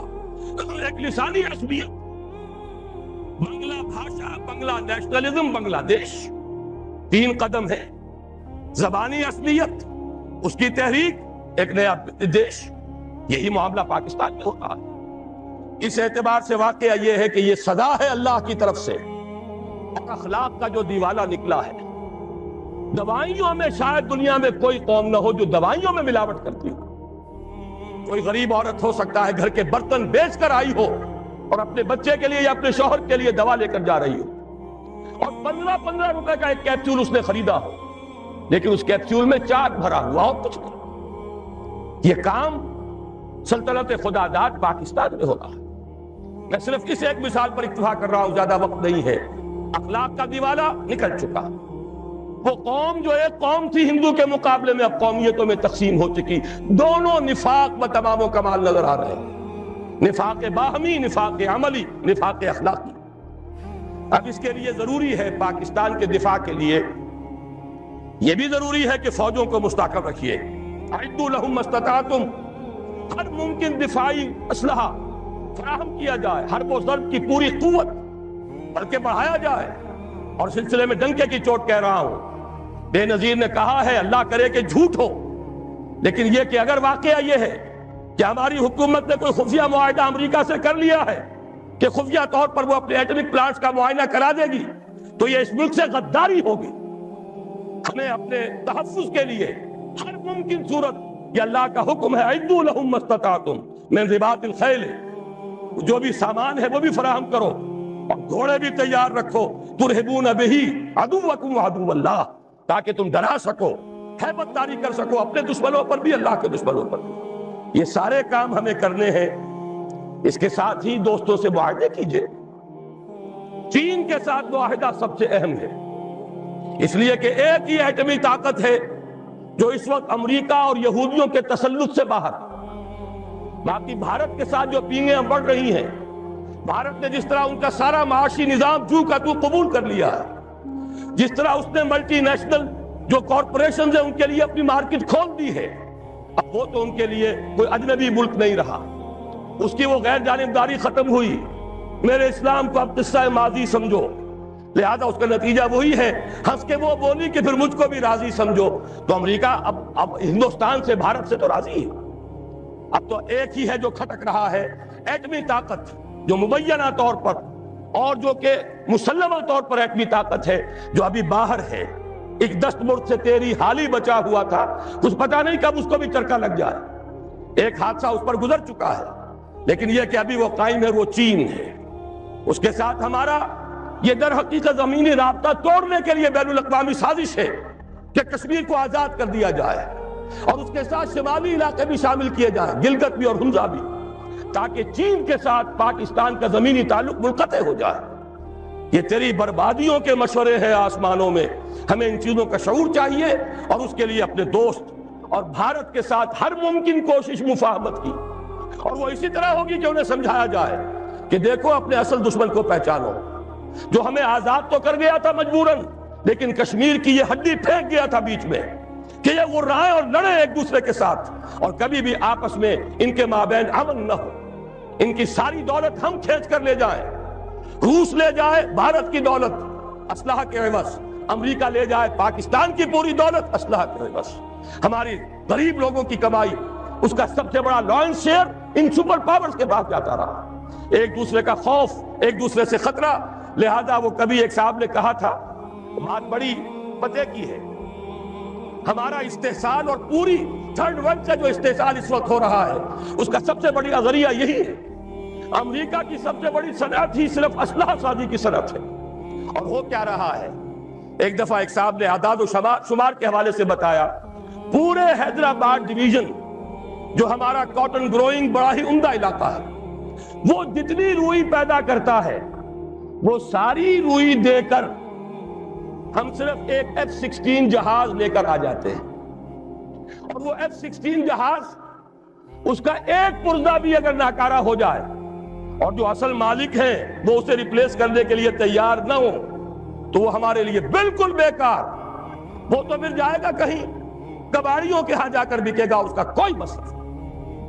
یہ ہوتا رہا ہے 40 برس 45 برس. اور اس میں یہ کہ اس بات کا پورا اندیشہ ہے، بلکہ یہ کہ زائنسٹ لابی کا پروگرام یہ ہے کہ پاکستان کے بھی ٹکڑے کرائیں اور بھارت کے بھی ٹکڑے کرائیں، تاکہ کوئی طاقت نہ رہ جائے جو ان کو کویسچن کر سکے. ہمیں یہ احساس اور شعور بھارتیوں کے اندر پیدا کرنا ہے کہ ہم اس کا بیٹھ کر معاملہ کریں، اس کا حل نکالیں. جو وعدے کیے تھے انہیں اب جو تم نے طاقت نسیان پر رکھ دیا تھا ان کو پورا کرو، اور خدا کے لیے آپس میں لڑ مرنے کی بجائے اپنے اصل دشمن کو پہچانو. لیکن ان سب پر مستضاد اصل میں جو ہمارے لیے دفاع ہے وہ تو یہ ہے کہ اللہ کی طرف سے ہمارا دفاع ہو. اور اللہ کا یہ وعدہ ہے، سورہ حج میں فرمایا گیا، ان اللہ یدافع عن الذین آمنوا ان اللہ لا يحب كل کفار اثیم. कुल्ल खव्वानिन कफूर उज़िन लिल्लज़ीना युक़ातलूना बिअन्नहुम ज़ुलिमू व इन्नल्लाहा अला नस्रिहिम लक़दीर। अल्लाह मुदाफ़ियत करेगा अहले ईमान की तरफ से। अल्लाह ताला जो है खुद मुदाफ़े होगा। अल्लाह ताला को कुफ्र पसंद नहीं है, खाइन पसंद नहीं है, नाशुक्र और काफिर पसंद नहीं है। ये तो मुसलमान मैदान में न हो तो बात दूसरी है, फिर वो काफिरों में देखेगा किसके अंदर ज्यादा सलाहियत है, उसको जमीन का कब्जा दे देगा। लेकिन मुसलमान हो, साबित कर दें कि ईमान और अमल साले का हक अदा करने वाले मुसलमान है, तो कैसे मुमकिन है अल्लाह को उनसे कोई मोहब्बत नहीं? फिर तो अल्लाह ताला दिफा करेगा अपने उन बंदों की तरफ से, और अल्लाह ताला उनकी नुसरत पर कदीर है, उसकी कुदरत रखने वाला है। जब तक कि ये दिफा हमारे शामिल हाल नहीं होगा, और वो कैसे होगा? जबकि हम अल्लाह के खिलाफ जो जंग कर रहे हैं उसे बंद करें, अल्लाह के साथ मुफावत करें, मुसालहत करें, सुलह करें। ये समझ लीजिए इस्लाम के मानी क्या है। गर्दन निहादन, अगर कोई मुकाबला था सिपर अंदाख्तन, सिपर डाल देना। अल्लाह किससे अगर कोई जंग थी, कोई तसादुम था, हथियार फेंक देना, यही तो इस्लाम है। हमें चाहिए बहसियत कौम, बहसियत मुल्क, हम अल्लाह ताला से जंग बंद करें, उसके सामने अपने हथियार फेंक दें, उसकी इताअत कबूल करें, तो अल्लाह हमारे दिफा का जामिन है। इन्नल्लाह युदाफिउ अनिल लज़ीना आमनू इन्नल्लाह ला युहिब्बु कुल्ल खव्वानिन कफूर। अब आइए वो निज़ाम खिलाफत, जनरल साहब ने आपको बताया, सही बताया, कोई उन्वान की तब्दीली मुराद नहीं है। जैसे हमारे कौमी अखबार के इदारिया निगार को कोई शक पैदा हो गया था, इस्तेहज़ान कह दिया कि मौजूद है ये सदर ममलकत है या सरबराह हुकूमत है, इनके हाथ में बैत कर लो, खिलाफत हो जाएगी। बाअज़ल्लाह, बात समझ लीजिए, कामिल निजाम बदलना है। जैसे कि शाह वलीउल्लाह देहलवी ने 250 बरस कबल नारा लगाया था, फक्को कुल्ले निजामिन, ये पूरा निजाम तोड़ फोड़ कर रख देना है, इसके अज्जा को अलग-अलग करके बखेर देना है। जाहिर है ये काम इनकलाबी जिद्दोजहद के बगैर नहीं हो सकता, ये वोटों की भीख मांग कर नहीं हो सकता, ये महज रेजोल्यूशन पास करने से नहीं होगा, ये खाली और खूनी नारे लगाने से नहीं होगा, एक इनकलाब के जरिए से होगा, जाने देकर होगा, कुर्बानियां देकर होगा। लेकिन जब हो जाएगा तो उसके खदो खाल क्या होंगे? ये हैं 10 निकात जो इस मैंने मैदान में देखा कि एक एक बैनर की हैसियत से ये सामने रखे हुए, लेकिन जाहिर बात है पढ़ नहीं सकेंगे आप। मैं इजमालन इनमें से हर एक की वजाहत करूंगा। सबसे पहला नुक्ता, अल्लाह की हाकिमियत का गैर मशरूत इकरार, जो बेहम्दिल्लाह करारदाद मकासिद में है, लेकिन इसका अमली नतीजा किताब और सुन्नत की गैर मशरूत बिला इस्तिस्ना बाला दस्ती को तस्लीम करना दस्तूर में, जो हमने नहीं किया। बड़ी डींग मारी, अवाम को धोखा दे दिया। उलमा भी पहले तो कुछ बहुत बयानात उन्होंने तीखे दिए थे, कुछ ख्याल हो रहा था कि शायद हिम्मत करेंगे, बाद में सब के सब इनकार ज़ेरे पर हो गए। एक धमकी मिली, तुम IJI के टिकट पर मुंतखब हुए हो, सेनेटर बने हो, हमारे बनाए बने हो, नहीं बोल सकते, लिहाजा चुप हो गए। वरना वाकया ये है, मौलाना जाहिदुर राशदी का एक मुरासला मुझे मिला था, वो तमाम उलमा को उन्होंने भेजा कि क्या मशरूत बालादस्ती किताब और सुन्नत की इस्लाम में जायज है? हर शख्स कहेगा हराम। गैर मशरूत बिला इस्तिस्ना बालादस्ती, चाहे वो निजाम हो और चाहे वो कानून हो। हमने कहा है कुरान और सुन्नत की बालादस्ती बशर्ते कि वो हमारे निजाम पर असरअंदाज ना हो। ये कलमा कुफ्र है। ये वो बात है जो कुरान कहता है, अफतुमिनूना बिबाज़िल किताबि व तकफुरूना बिबाज़ फमा जज़ाउ मन यफ़अलु ज़ालिका मिनकुम इल्ला ख़िज़्युन फ़िल हयातिद दुनिया व यौमल क़ियामति युरद्दूना इला अशद्दिल अज़ाब व मल्लाहु बिग़ाफ़िलिन अम्मा तअमलून। तो क्या तुम हमारी किताब के एक हिस्से को मानते हो और एक को नहीं मानते?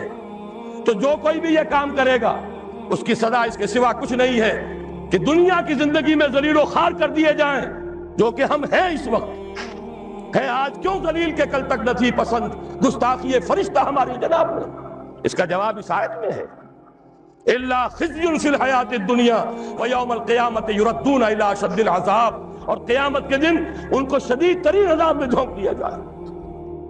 اور اللہ غافل نہیں ہے اسے جو تم کر رہے ہو. کس کو دھوکہ دے رہے ہیں؟ عوام کو دھوکہ دے لو گے؟ اللہ کو تو نہیں دے سکتے. عوام کو تم نے مطمئن کر دیا، ہم نے نفاذ شریعت ایکٹ پاس کر دیا، وعدہ پورا کر دیا، لیکن یہ کہ اللہ کے ساتھ یہ دھوکے بازی بہت مہنگی پڑے گی. اس کا ایک نتیجہ اور سمجھ لیجئے. یہ خیال جو ہے یہ غلط ہے کہ کوئی قانون سازی ہوگی نہیں خلافت میں. قانون سازی ہوگی، اس لیے کہ اللہ اور اس کے رسول کے احکام وہ تو گنے چنے ہیں، وہ تو حدود ہے، دائرہ ہے. اس دائرے کے اندر جو مباحات ہیں وہ سب کی سب اپنے مشورے سے ہم طے کر سکتے ہیں. کیا بجٹ بنائیں، ایلوکیشن کیا ہو، ٹیکسیشن کیا ہو، فورن پالیسی کیا ہو، ایجوکیشن پر کیا نظام بنایا جائے، اس میں ایلوکیشن کی طرح سارے کام جو اصل ہے وہ مباحات کا دائرہ ہے. اس کے اندر لیجسلیشن ہو سکتی ہے.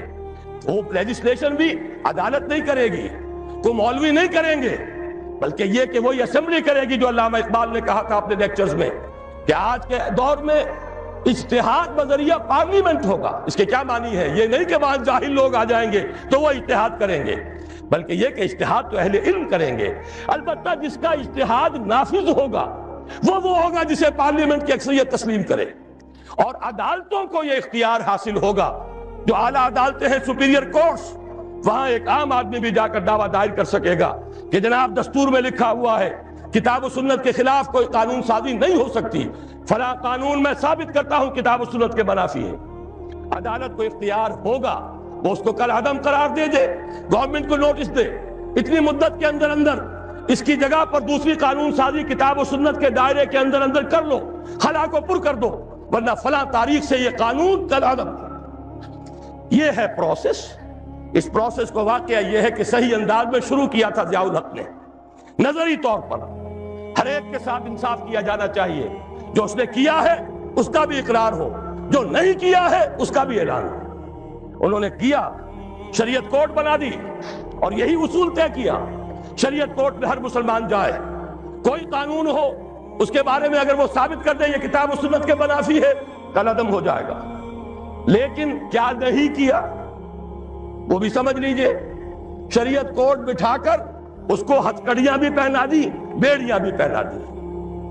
نہ ہمارے دستور کے بارے میں بول سکتے ہو، چاہے مفتی تقی عثمانی ہو اور چاہے پیر کرم بخش صاحب ہو اور کوئی بھی ہو، چاہے کوئی بڑے سے بڑا عالم آنے لا کر بٹھا دیا، دستور پر بات نہیں کر سکتے، عدالتی قوانین پر بات نہیں کر سکتے، مالی قوانین پر بات نہیں کر سکتے، اور تو اور آئلی قوانین پر بھی بات نہیں کر سکتے. انا للہ و انا الیہ راجعون.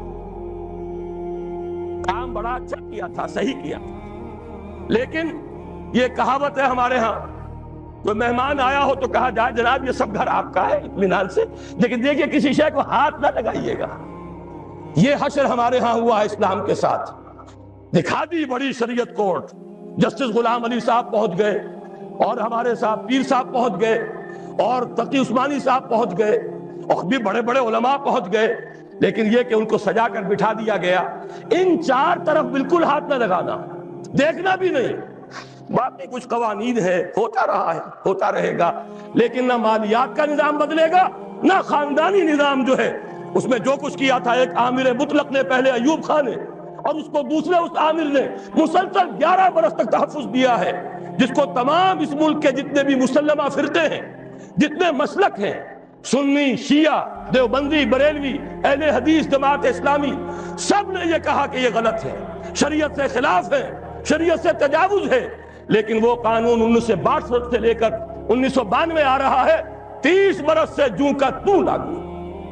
اسی میں ضیاء الحق صاحب کے 11 سال بھی اور اسی میں ہماری شریعت کورٹ کے اتنے سال بھی سب جیت گئے ہیں. لیکن یہ کہ پرنالہ وہیں گر رہا، یہ نہیں ہوگا. لیکن یہ کہ اصل الاصول سمجھ لیجئے، حاکمیت اللہ کی، بالادستی کتاب و سنت کی، بغیر استثناء، نظام بھی قانون بھی، ان سب کے اوپر ان کی بالادستی کے منافی نہیں ہوگا. اگر کسی کو خطرہ ہے کہ یہ منافی ہے، جائے ہائی کورٹ میں، سپیریئر کورٹ میں ثابت کر دے، علماء بھی جائیں، دلائل دیں، ثابت کر دیں کتاب و سنت کی حدود سے تجاوز ہو گیا ہے، کل عدم ہو جائے گا. یہ ہے سیاسی اور دستوری ڈھانچہ اس اسلامی نظام کا جو خلافت ہے. اس لیے کہ خلافت کے معنی ہی نیابت کے ہیں. حاکمیت کی نفی ہے اس میں، اسی لیے تو ہم نے جمہوریت کی اصطلاح ترک کر دی۔ جمہوریت کو کتنا ہی دھو لے، پاک کر لے، کتنے ہی پانیوں میں سے نکال لے، اس میں انسانی حاکمیت کا تصور کچھ نہ کچھ باقی رہ جاتا ہے۔ حیرت ہوتی ہے علامہ اقبال کے فرزند، وہ شخص جو کہہ گیا، اسی شہر لاہور میں دفن ہے، یہ شہر اقبال ہے، شہر لاہور، کہ سروری زیبا فقط اس ذات بے ہمتا کو ہے، حکمراں ہے ایک وہی باقی بتانے آدری۔ ان کے فرزند ارجمند پارلیمنٹ کی ساورنٹی کا نعرہ لگا رہے ہیں۔ یہ ساورنٹی کا نعرہ لگانا اپنے والد کے فلسفے کی کامل نفی۔ دوسرا نکتہ، مخلوط قومیت کی نفی۔ خلافت میں خلافت المسلمین ہوتی ہے، خلیفہ خلیفت المسلمین ہوتا، غیر مسلموں کا نہیں۔ خلفائے راشدین امیر المومنین کہلاتے تھے۔ یہ ایمان اور اسلام کی بنیاد پر نظام ہے خلافت کا۔ غیر مسلم اس میں صرف ایک پروٹیکٹڈ مائنورٹی کے طور پر رہ سکتا ہے، اس کی حفاظت کا ذمہ لیا جائے گا، اسی لیے وہ ذمہ کہلاتے ہیں۔ بدقسمتی سے اس لفظ کو گالی بنا لیا گیا ہے، گالی نہیں ہے، ذمہ داری۔ خلافت ذمہ داری لے گی، کسی غیر مسلم کی جان، مال، آبرو پر کوئی آنچ نہیں آئے گی، اسے پرسنل لاء میں مکمل آزادی ہوگی، اسے مذہب اور عقیدے اور عبادت کی پوری آزادی ہوگی، اس کی عبادت گاہوں کا بھی اتنا ہی تحفظ کیا جائے گا جتنا مسجدوں کا، یہ ساری ذمہ داری لی جائے گی، اس لیے وہ ذمہ کہلاتے ہیں۔ لیکن ظاہر بات ہے خلافت کا نظام اللہ کی خلافت ہے، حاکمیت اللہ کی ہے، اور اس کا ذریعہ کتاب و سنت ہے۔ جو نہ اللہ کو مانے، نہ کتاب کو مانے، نہ رسول کو مانے، نہ قرآن کو مانے، نہ سنت کو مانے، انہیں لیجسلیٹو پروسیس میں کیسے شامل کریں، انہیں اس ریاست کی پالیسی میکنگ میں کیسے حصہ دیا جائے۔ ہاں فنی طور پر ان کی ملازمتیں ہو سکتی ہیں، وہ مختلف اداروں میں کام کر سکتے ہیں، لیکن جو پالیسی میکنگ ہے، جہاں ریاست اور حکومت کی پالیسیز بنتی ہیں، وہاں ان کا کوئی عمل دخل نہیں ہو سکتا۔ جہاں لیجسلیشن ہے، قانون بننا ہے، جو کتاب و سنت کے تابع بننا ہے، وہاں ان کا کوئی دخل نہیں ہو، وہ ہوں گے پروٹیکٹڈ مائنورٹی۔ یہی اب میں چاہتا ہوں اس حدیث کا ٹکڑا جو میں نے روک لیا تھا بیان کر دوں، اور یہ در حقیقت قرآن مجید کی ایک آیت کی روشنی ہے۔ حضور نے فرمایا تھا کہ پوری دنیا میں کوئی گھر نہیں بچے گا، نہ اینٹ گارے کا بنا ہوا اور نہ کوئی کمبلوں کا بنا ہوا خیمہ، جس میں اللہ اپنے دین کو داخل نہ کر دے، لیکن داخلے کی دو شکلیں ہوں گی، بعز عزیز او ذل ذلیل، یا تو عزت والے کا اعزاز اور یا کسی ذلیل کی تذلیل کے ساتھ۔ معنی کیا ہے اس کے؟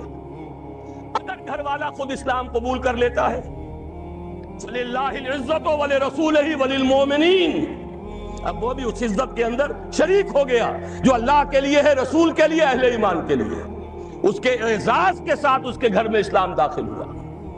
اور جو اسلام قبول نہیں کرے گا، ظاہر بات ہے اسے بھی اپنے گھر کے اندر جو چاہے کر لے، لیکن پورے نظام کے تابع ہو کر رہنا پڑے گا۔ جو بھی لا آف دی لینڈ ہے اس میں اللہ اور اس کے رسول کا حکم چلے گا، لہذا اس کی توہین ہو گئی خود بخود۔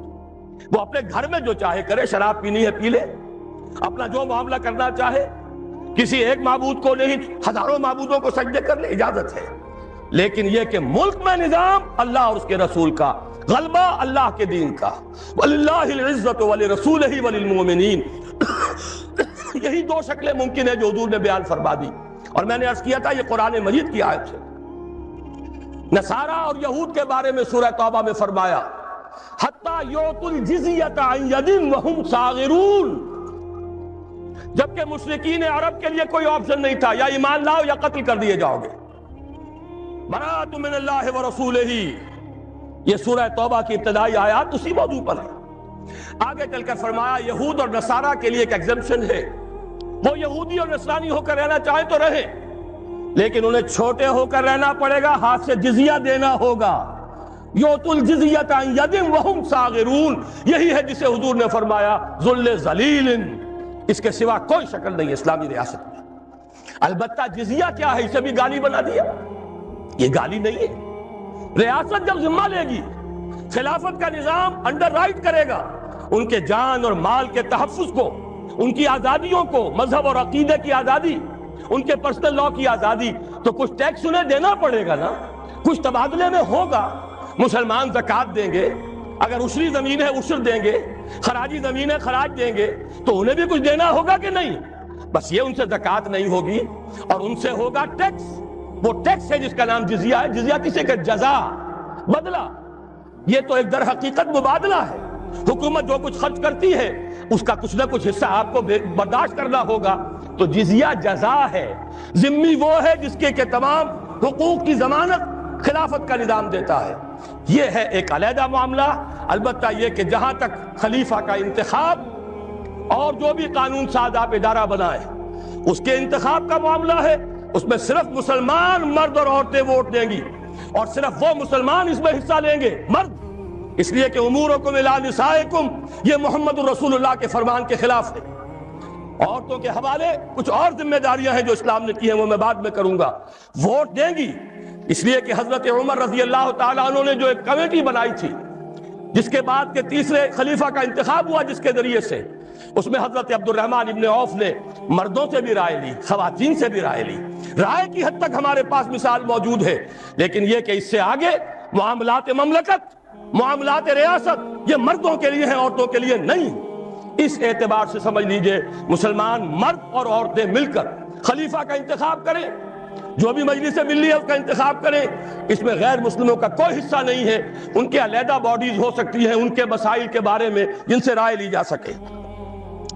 یہ ہے دوسرا نکتہ، مخلوط قومیت کی نفی۔ تیسرا نکتہ، خلیفہ کا انتخاب بلا واسطہ تمام مسلمان مرد اور عورتیں کریں گے، لیکن اس خلیفہ کا معاملہ وہ نہیں ہوگا جو پارلیمانی نظام میں ہے۔ خلفائے راشدین مشورہ لیتے تھے، مشورہ لینا فرض ہے، حضور سے کہا گیا شاورہم فی الامر، لہذا کون ہوگا جو اس سے مستثنیٰ ہو؟ لیکن یہ ووٹوں کی گنتی کا معاملہ کبھی نہیں رہا اسلام میں۔ خلیفہ راشد نے کبھی گنتی کر کے ووٹ لے کر اور فیصلے نہیں کیے، بلکہ یہ کہ خلیفہ کو پورا اختیار ہے۔ کتاب و سنت کی تلوار تو سب پر ہے، ویسے ہی خلیفہ کے سر پر بھی ہے، لیکن اس کے دائرے کے اندر اسے ایک معین مدت تک کے لیے، اگرچہ خلفائے راشدین کے ہاں یہ معین مدت نہیں تھی، وہ تعزیز خلفاء تھے، لیکن وہ شے ہم پر لازم نہیں ہے۔ معین مدت مقرر کی جا سکتی ہے، لیکن اسے اختیار دیا جائے، وہ یہ نہ ہو کہ ہمیشہ پارلیمنٹ کی اکثریت کا محتاج رہے۔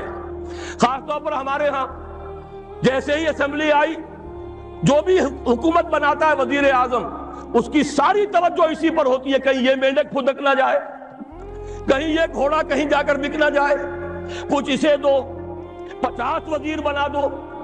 یہ بھی رہا ہے بلوچستان میں، شاید اب بھی ہے، کہ جے یو آئی کے غالباً اس میں بلوچستان کی اسمبلی میں صرف 6 رکن ہیں اور 6 کے 6 وزیر ہیں۔ یہ تماشے اس پاکستان میں ہو رہے ہیں۔ کیوں؟ ایک بھی ہٹ گیا حکومت ختم، چند میڈک پھدک گئے حکومت ختم، چند گھوڑے بک گئے حکومت ختم۔ لہذا ساری توجہ اسی پر، کام کرے تو کیا کرے؟ کوئی نیک نیت آدمی ہو کوئی کام نہیں کر سکتا، اسے تو اپنی کرسی بچانے کی فکر ہو جاتی ہے۔ ہماری اس دنیا کے اندر بھی ایک دوسرا متبادل نظام ہے، صدارتی نظام ہے۔ وہ صدارتی نظام زیادہ قریب ہے نظام خلافت سے، اس لیے کہ وہاں کانگریس کی اکثریت کا پابند نہیں ہے۔ جو بھی صدر ہے امریکہ کا، اس کی اپنی مرضی ہے، اس کے مطابق وہ جس کو بھی وزیر بنانا چاہتا ہے سیکریٹری کہلاتے ہیں وہاں، ضروری نہیں کہ وہ کانگریس کا رکن ہو۔ جس کو سمجھتا ہے باصلاحیت ہے، فورن پالیسی میں اس کی نظر بڑی گہری ہے، مالیات میں یہ شخص بہت ماہر ہے، اور یہ اگر الیکشن لڑ کے نہیں آ سکا کوئی جرم نہیں ہے، یہ اس قوم کا فرد ہے، اس کی صلاحیتوں سے فائدہ اٹھانا قوم کے لیے ضروری ہے، لہذا اسے بڑے سے بڑے منصب کے اوپر فائز کیا جا سکتا ہے۔ آخر اسی دنیا میں وہ نظام بھی ہے۔ بہرحال وہ نظام خلافت، یوں کہنا چاہیے کہ صدارتی نظام بمقابلہ پارلیمانی نظام کے نظام خلافت سے قریب تر۔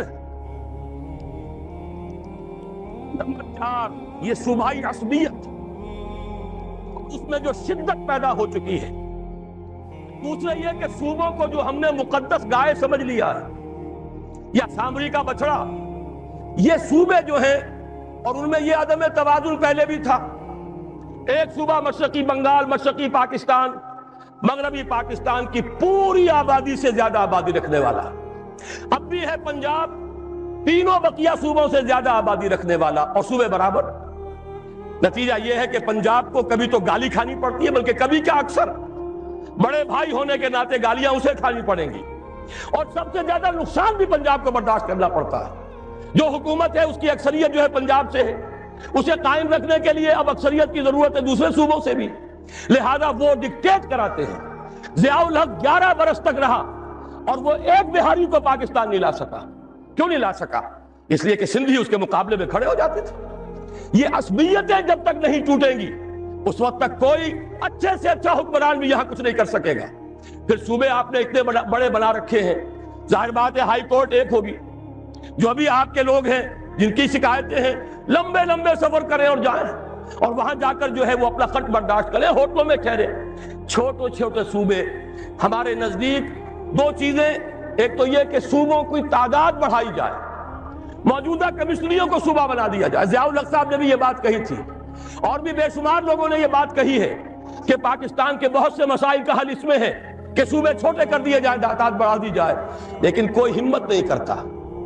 ضیاء الحق صاحب کو ہمت نہیں ہوئی. کہا تو انہوں نے یہ تھا کہ دیکھو افغانستان کو آبادی میں ہم سے 1/5 اور صوبے ہم سے 12 گنا زیادہ، 50 صوبے، لیکن یہ کہ یہ کام بھی واقعتاً کرنے کا ہے چھوٹے صوبے، تاکہ لوگوں کو اپنی ضروریات انتظامی جو ہے اس کے لیے لمبے سفر نہ کرنے پڑے.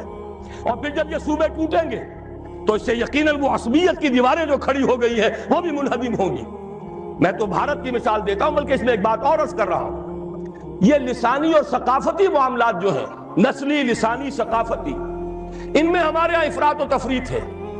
یا تو انہیں سمجھ لیا گیا ہے منزل من اللہ، اور یا انہیں کہہ دیتے کفر. دونوں باتیں غلط ہیں. لسانی، نسلی، علاقائی عصبیت اور تعصب غلط ہے، لیکن لسانی، نسلی، علاقائی ثقافتیں اور زبانیں ہرگز کفر نہیں. ہر ثقافت اپنا حق رکھتی ہے کہ پروان چڑھے. ہاں اس میں سے جو چیز کتاب و سنت کے منافی ہے وہ نکال دیجئے، باقی وہ ان کا حق ہے. زبان برابر کی حقدار ہے کہ پروان چڑھے. کلمہ کے سوائے عربی زبان کے کوئی اور زبان مقدس نہیں، اور وہ بھی اس لیے نہیں کہ وہ عربوں کی زبان ہے، اس لیے کہ اس میں اللہ کی کتاب ہے، اللہ کا کلام ہے، اس میں اللہ کے رسول کے فرامین ہیں. براہ راست مطالعے کے لیے عربی زبان کا سیکھنا لازم ہے، ورنہ یہ ہے کہ اندھے کی لاٹھی جس کے ہاتھ میں چلی گئی وہ لے جائے گا. آپ کو جس نے جو بتا دیا قرآن میں یہ لکھا ہے، حدیث میں یہ لکھا ہے، آپ تو اس کے پیچھے چلنے پر مجبور ہوں گے. آنکھیں کھولیں، عربی پڑھیں اور دیکھیں کون کیا کہہ رہا ہے، قرآن اور سنت کے مطابق کہہ رہا ہے یا غلط کہہ رہا ہے. بہرحال عربی زبان اپنی جگہ، باقی لسانی ثقافتی جو فرق ہیں ان کو مٹانا ہرگز مقصود نہیں. قبائلی معاملات رہے، ہاشمی ہاشمی رہے، اموی اموی رہے، تائی تائی رہے، غفاری غفاری رہے، ثقفی ثقفی رہے، یہ سب کے سب قبیلے موجود رہے. اس اعتبار سے ان دونوں چیزوں کا معاملہ جو ہے درست اسی طرح ہو سکتا ہے کہ ایک دفعہ ان صوبوں کے حصے بکھرے کر دیے جائے، اس میں لسانی اور ثقافتی یونٹس کو بھی سامنے رکھا جائے، کوئی حرج نہیں، کوئی خلاف کتاب و سنت نہیں. لیکن یہ ہے کہ اس سے دو طرفہ فائدہ ہوگا، یہ عصبیت ٹوٹ جائے گی اور یہ کہ لوگوں کو انتظامی طور پر سہولت حاصل ہو جائے گی. چھٹی چیز ہے، بلکہ پانچویں، سود اور جوئے کے کامل انسداد کے ذریعے معیشت کی تطہیر اور اس کی بجائے شراکت اور مزاربت کا صحیح شرعی نظام قائم کیا جائے. یہ وہ چیز ہے جو میں عرض کر چکا ہوں. ان میں سے ایک تو بہت آسان ہے. واقعہ یہ ہے کہ اس میں تو کوئی زلزلہ نہیں آتا، کوئی مشکل نہیں آتی. جوئے اور سٹے کو آج حرام کیا جا سکتا ہے بغیر اس کے کہ سرے منہ بھی کوئی فرق یہاں واقع ہو، کوئی مشکل پیدا ہو. فرق تو ہوگا، نجاست ختم ہو جائے گی، قرآن جسے کہہ رہا رجس من عمل الشیطان، تطہیر ہو جائے گی. لیکن یہ کہ کوئی زلزلہ نہیں آئے گا کہ کوئی ہماری نظام معیشت کا وہ لازمی حصہ ہے. سود کے بارے میں مانتا ہوں زلزلہ آئے گا، لیکن یہ زلزلہ خوش آئند زلزلہ ہے، اور جب تک یہ زلزلہ نہیں آئے گا تدریجاً سود ختم نہیں کیا جا سکتا. جب ایک طرف آپ حرام کی دکان کھلی رکھیں گے اور حرام سستا مل رہا ہوگا، دوسری طرف حلال ہوگا اور وہ مہنگا ہوگا، عام آدمی لازماً پانی جو ہے نشیب کی طرف جاتا ہے، وہ حرام کی طرف راغب ہو جائے گا. حرام کا دروازہ بند کیجئے. اب سرمایہ کہاں جائے گا؟ گھر میں نہیں رکھا رہے گا. گھر میں رکھا رہے گا پگھل جائے گا برف کی طرح. گھر میں رکھا جائے گا، ڈیویلویشن کے ذریعے سے، انفلیشن کے ذریعے سے کم ہوتا چلا جائے گا، لا محالہ اسے میدان میں آنا پڑے گا، اور میدان میں آنے کے دو ہی راستے ہیں، مزاربت یا شراکت، یا یہ کہ خود کام کرو۔ ہماری عظیم اکثریت تو انہی لوگوں پر ہے، اپنا سرمایہ اپنی دکان، تھوڑی پونجی ہے ریڈی لگا رہا ہے، اس سے بھی کم ہے چھاوڑی لے کر اپنے سر پر پھر رہا ہے، زیادہ اکثریت تو ان لوگوں کی ہے۔ لیکن جو بہت بڑے بڑے لوگ ہیں، کارخانے لگائیں شراکت کی بنیاد پر، کمپنیاں چلائیں مزاربت کی صحیح بنیاد پر۔ یہ لیبل جو ہے سود کے اوپر، یہ چاہے وہ پی ایل ایس ہے اور چاہے مزاربہ اس وقت جو ہو رہا ہے، وہ بہت بڑی جسارت ہے کہ سود کو مزاربہ کہا گیا ہے۔ یہ جتنے بھی نظام ہم نے اختیار کیے ہیں، یہ در حقیقت کل کے کل سود ہے۔ ہر بینکر سے پوچھ لیجئے، لکھ کر تو نہیں دے گا اس لیے کہ سرکاری ملازم ہے، اس کے بھی بال بچے ہیں، وہ بھی میرے اور آپ کی طرح اللہ تعالیٰ پر اعتماد اور توکل نہیں رکھتا، اسے بھی تنخواہ کا سہارا ہے، لیکن یہ کہ پوچھ لیجئے فوراً کہے گا کہ یہ وہی سود ہے، صرف لیبل بدلا ہے۔ حقیقت میں سود کو ختم کریں گے تو اللہ اور اس کے رسول سے ہماری صلح ہوگی، مصالحت ہوگی، ورنہ اللہ اور اس کے رسول کے خلاف جنگ کرتے رہیے، عذاب پر عذاب کے کوڑے آئیں گے۔ اور کوئی عجب نہیں کہ وہ چھوٹا کوڑا جس نے 2 لخت کیا تھا، لیکن غنیمت تھا کہ مشرقی پاکستان ون پیس رہا، ایک ملک تو رہا۔ بنگلہ دیش ہے، مسلمانوں کی اکثریت کا ملک ہے، وہ دور بھی گزر گیا جبکہ وہاں کسی نے یہ کہا تھا کہ اگرچہ بنگلہ دیش آبادی کے لحاظ سے سب سے بڑا مسلمان ملک ہے، but we won't like to be called a Muslim country، ہم یہ نہیں چاہیں گے کہ ہمیں مسلمان ملک کہا جائے، انا للہ و انا الیہ راجعون۔ یہ پہلے وزیر خارجہ تھے بنگلہ دیش کے، لیکن اللہ کا شکر ہے وہ وقت گیا۔ ون پیس ہے، کبھی بھولی ہوئی منزل بھی یاد آتی ہے راہی کو، اگر ہم نے کوئی قدم اٹھا لیا۔ یہ جنرل صاحب جو اپنا خون بہا کر آئے ہیں اس سرزمین میں، کیا جب کہ ہمارے اور فوجیوں کے اور جتنے لوگوں نے وہاں خون بہائے ہیں اور جن کے خون وہاں جذب ہوئے ہیں، وہ رنگ لائے گی ہنا پتھر پہ گھس جانے کے بعد، اور پھر وہ ملک کم سے کم ون پیس ہے، ون پیس باقی ہے، ون پیس واپس بھی آ سکتا ہے۔ لیکن یاد رکھیے، اگر اللہ کے عذاب کا دوسرا کوڑا مغربی پاکستان پر برسا تو یہ ایک پیس نہیں رہے گا، اس کے کئی ٹکڑے ہوں گے، منصوبے بن رہے ہیں۔ کبھی کوئی ہمیں سناتا ہے اور امریکہ ہی کی سازش ہے، یہودیوں کی پشت پناہی ہے، کراچی کو الگ کرو، دیکھو ہانگ کانگ کو، دیکھو سنگاپور کو، سنگاپور آبادی میں تم سے 1/3، رقبے میں تم سے 1/3، صرف کراچی شہر سے بھی آبادی میں 1/3، اور دنیا میں کیا اس نے تہلکہ مچا دیا ہے، اس کی تجارت اور صنعت کے ڈنکے بج رہے ہیں، کیوں نہیں تم بھی علیحدہ ہو جاتے؟ اور سندھو دیش، تمہاری زبان، تمہارا کلچر، تمہیں ریڈ انڈین بنایا جا رہا ہے، تم تو ختم کر دیے جاؤ گے، کیوں نہیں سندھو دیش بنواتے؟ یہ ساری تحریکیں اندرونی ہی اس کے اسباب نہیں ہیں، خارجی اس کی طرف سے تحریکیں موجود ہیں۔ اگر یہ کامیاب ہو گئے، خدا نہ خواستہ خاکم بدہن، تو یہ تو کئی ٹکڑے ہوں گے۔ اور میں نے پہلے بھی کہا تھا، آج پھر سنا دینا چاہتا ہوں، یہ شہر لاہور ہے، بہت سے لوگ خوش ہوتے ہیں ہماری سرحد کے اس پار سکھوں نے ناک میں دم کر رکھا ہے بھارتی حکومت کا، لیکن نوٹ کر لیجئے، اگر خالصتان وجود میں آ گیا تو اس کا اصل رخ کدھر ہوگا؟ وہ طاقت، خون دینے کی وہ عادی ہو گئی ہے قوم۔ اس پورے عرصے میں زیادہ تر سکھ مرے ہیں، اور سکھوں ہی نے سکھوں کو مارا ہے، لیکن اگر کہیں ان کا ملک بن گیا تو ان کے رخ کدھر ہوں گے؟ ان کا ہیرو رنجیت سنگھ کہاں دفن ہے؟ ان کا پنجا صاحب کہاں ہے؟ یہ ہری پور کیا ہے؟ ہری سنگھ نلوا کا یہ آباد کردہ شہر، مانسیرا کیا ہے؟ راجہ مان سنگھ کا صحرا ہے۔ یہ سارے علاقے تو یہاں ہیں، ادھر تو ان کا کوئی مقدس شہر ہی نہیں، امرتسر سے ادھر ہے جو بھی کچھ ہے ان کا تقدس۔ اور اگر خدا نہ خواستہ پاکستان کے ٹکڑے ہو گئے، اگر سندھ علیحدہ ہو گیا تو پنجاب ہوگا لینڈ لاکڈ، اس کے پاس تو کوئی سمندر نہیں، اور اس کے بعد واقعہ یہ ہے کہ سب سے بڑی دشمنی سرحد کے اس پار سے آئے گی، اور کوئی عجب نہیں کہ مہاراجہ رنجیت سنگھ کا دور دوبارہ آ جائے۔ ذرا مسلمان یاد تو کریں، اسی شاہی مسجد میں استبل بن گیا تھا، مسجدوں کی سیڑھیاں یہاں قرآن شریف کے نسخوں سے بنائی گئی، خالصہ ان پر پاؤں رکھ کر چڑھتا تھا، مسجد میں جاتا تھا، اور گھوڑے بندھے ہوئے تھے۔ یہ دور کہیں لوٹ کر نہ آ جائے، شامت اعمال ماں کہیں اسی طریقے سے پھر دوبارہ ہم پر نازل نہ ہو جائے، لہذا دوڑو، زمانہ چال قیامت کی چل گیا، اٹھو وگرنہ حشر نہیں ہوگا پھر کبھی۔ اگر ہم نے یہاں پہ نظام خلافت کو نافذ نہ کیا اور یہ سود اور اس کے ساتھ جو جنگ ہم کر رہے ہیں اللہ کے اور رسول کے ساتھ اگر ختم نہ کی تو کوئی عذاب نہیں کہ اللہ کے عذاب کا وہ کوڑا برس جائے۔ چھٹی چیز بڑی اہم ہے لیکن ذرا سا اس میں ایک علمی مسئلہ ہے، میں اس لیے اس بھرے جلسے میں وہ بیان کر رہا ہوں کہ میں یہ چاہتا ہوں کہ اب آپ کی اپنی زبانیں بھی کھلیں، آپ لوگوں سے بات کریں، آپ علماء دین سے پوچھیں یہ چیزیں حقیقت ہیں یا نہیں، اگر ہیں تو اب تک کیوں چھپا کر رکھی گئی، کیوں ملوکیت کا اسلام ہی کا پرچار آج تک ہوتا رہا ہے۔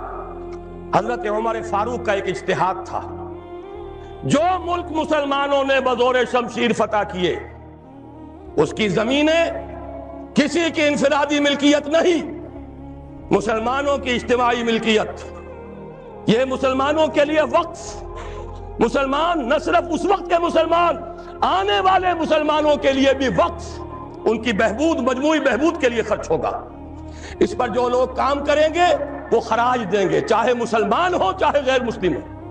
خراجی زمین قیامت تک خراجی رہے گی، چاہے بعد میں کہیں ہماری بدقسمتی سے، شامت اعمال سے کوئی غیر مسلم حکمران آ جائے، پھر اگر آزادی حاصل کی جائے، سٹیٹس نہیں بدلے گا زمینوں کا، ونس خراجی آلویز خراجی۔ یہ ذرا سمجھ لیجیے علمی بات کیا ہے۔ قرآن حکیم میں ایک حکم ہے انفال کا، مال غنیمت کا، یہ سورہ انفال میں ہے، 10ویں پارے کی پہلی آیت ہے، اور دوسرا حکم ہے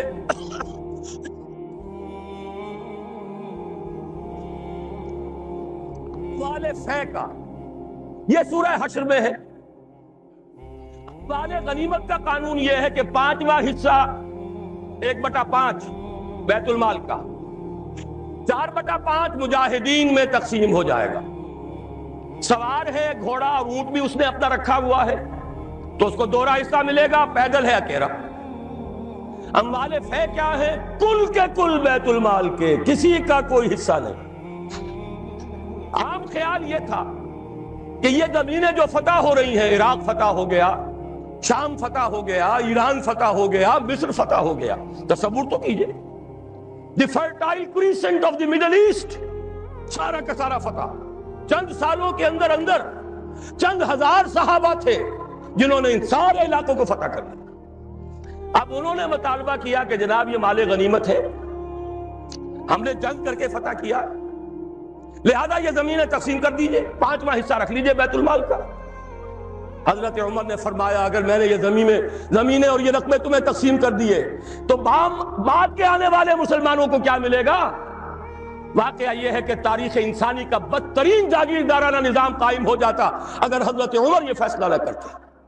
وہ عمر فاروق کان رائے موافقا بالکتاب والسنہ، کتاب اور وحی کے مطابق ان کی رائے، بلکہ میں کہتا ہوں وہی ان کی رائے کے مطابق نازل ہوئی۔ وہ عمر بن الخطاب جن کے بارے میں حضور نے فرمایا کہ لو کان بعدی نبی لکان عمر، میرے بعد کوئی نبی ہوتا تو عمر ہوتے، یہ ان کا اجتہاد ہے، اور یہ اجتہاد کسی مولوی کا نہیں، امیر المومنین کا ہے، جبکہ پوری ملت اسلامی ایک حکومت، ایک نظام، مذہب اور سیاست میں کوئی تفرقہ نہیں، وہی خطیب ہے مسجد نبوی کا اور وہی امیر ہے وہ حکومت کا، سربراہ ہے حکومت کا، اس کا اجماع اور خلافت راشدہ کا یہ اجماع، یہ تو گویا کہ ہمیشہ کے لیے اٹل قانون۔ اس کے اوپر اس اجتہاد پر عمل کیجئے۔ زرعی زمین کی 2 قسمیں ہماری شریعت میں ہیں۔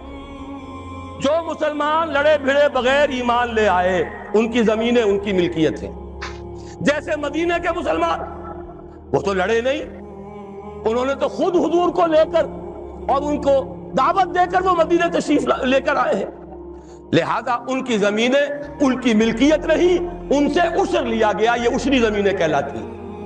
جو زمینیں فتح ہوئی، جو ملک، یہ عشری نہیں خراجی ہیں، یہاں پر وہ ملکیت رہیں گی بیت المال کی، مسلمانوں کی اجتماعی ملکیت، وقف علی المسلمین۔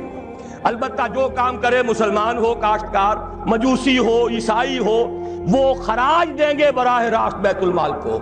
پاکستان کا یہ سارا علاقہ مسلمانوں نے بدور شمشیر فتح کیا تھا، یہ کسی کے باپ کی جاگیر نہیں ہے، وہ جاگیر چاہے کبھی رنجیت سنگھ نے دی ہو، چاہے وہ انگریزوں نے دی ہو، چاہے اس سے پہلے کہ وہ سلاطین مغلیہ نے دی ہو، جن میں سے سوائے ایک اورنگزیب عالمگیر کے باقی سب کا جو رویہ تھا وہ سب کو معلوم ہے کہ کیا تھا۔ اکبر اعظم نے تو یہاں سے دین محمدی کا جنازہ نکالنے کے لیے ایڑی چوٹی کا دور لگا دیا تھا صلی اللہ علیہ وسلم، نیا دین الہی رائج کیا تھا وہ اکبر اعظم علیہ ما علیہ۔ ان کی دی ہوئی جاگیریں اور وہ مقدس ہو جائیں گی، انگریز کی دی ہوئی جاگیریں اور وہ مقدس ہو جائیں گی، رنجیت سنگھ کی دی ہوئی جاگیریں وہ مقدس ہو جائیں گی، معاذ اللہ۔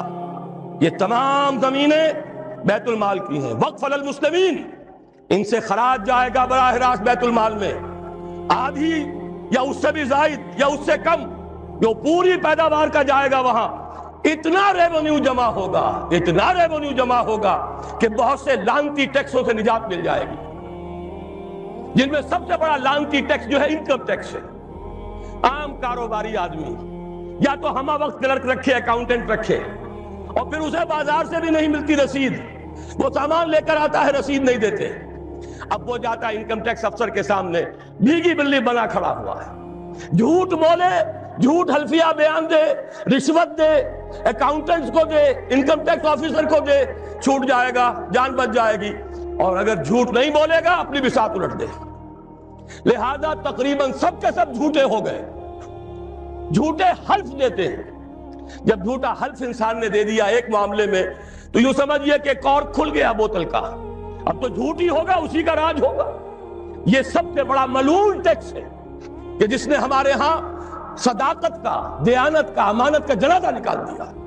اور یہ سب کچھ کیوں؟ اس لیے کہ جو اصل آمدنی کا ذریعہ ہے وہ تو ہم نے جاگیرداروں کو دے رکھا ہے، ان کے محل سج رہے ہیں، ان کے بڑے بڑے بنگلے ہیں، ان کے عیش ہیں۔ ہاری کو دیکھو، یہاں کے کاشتکار کو دیکھو۔ ایک صاحب نے ایک دفعہ کہا تھا، جو پہلے لاہور میں رہتے تھے پھر کچھ عرصے جا کر ایک دیہات میں مقیم ہوئے، کہنے لگے خدا کی قسم میں دیکھ کر حیران رہ گیا ہوں، پنجاب کا دیہاتی کاشتکار خود نہیں نہاتا، ہفتوں اپنی بھینس کو ضرور نہلاتا ہے، لیکن خود نہانے کا کوئی تصور نہیں، وہ حیوان سے بدتر ہو کر زندگی گزار رہا۔ یہی حال ہاریوں کا ہے۔ یہی آپ جا کر دیکھیے، وہ بیچارے بھیڑے بکریاں پالنے والے بلوچستان کا عام بلوچ، اور عیش کن کے ہیں سرداروں کے، عیش کن کے ہیں جاگیرداروں کے، زمینداروں کے۔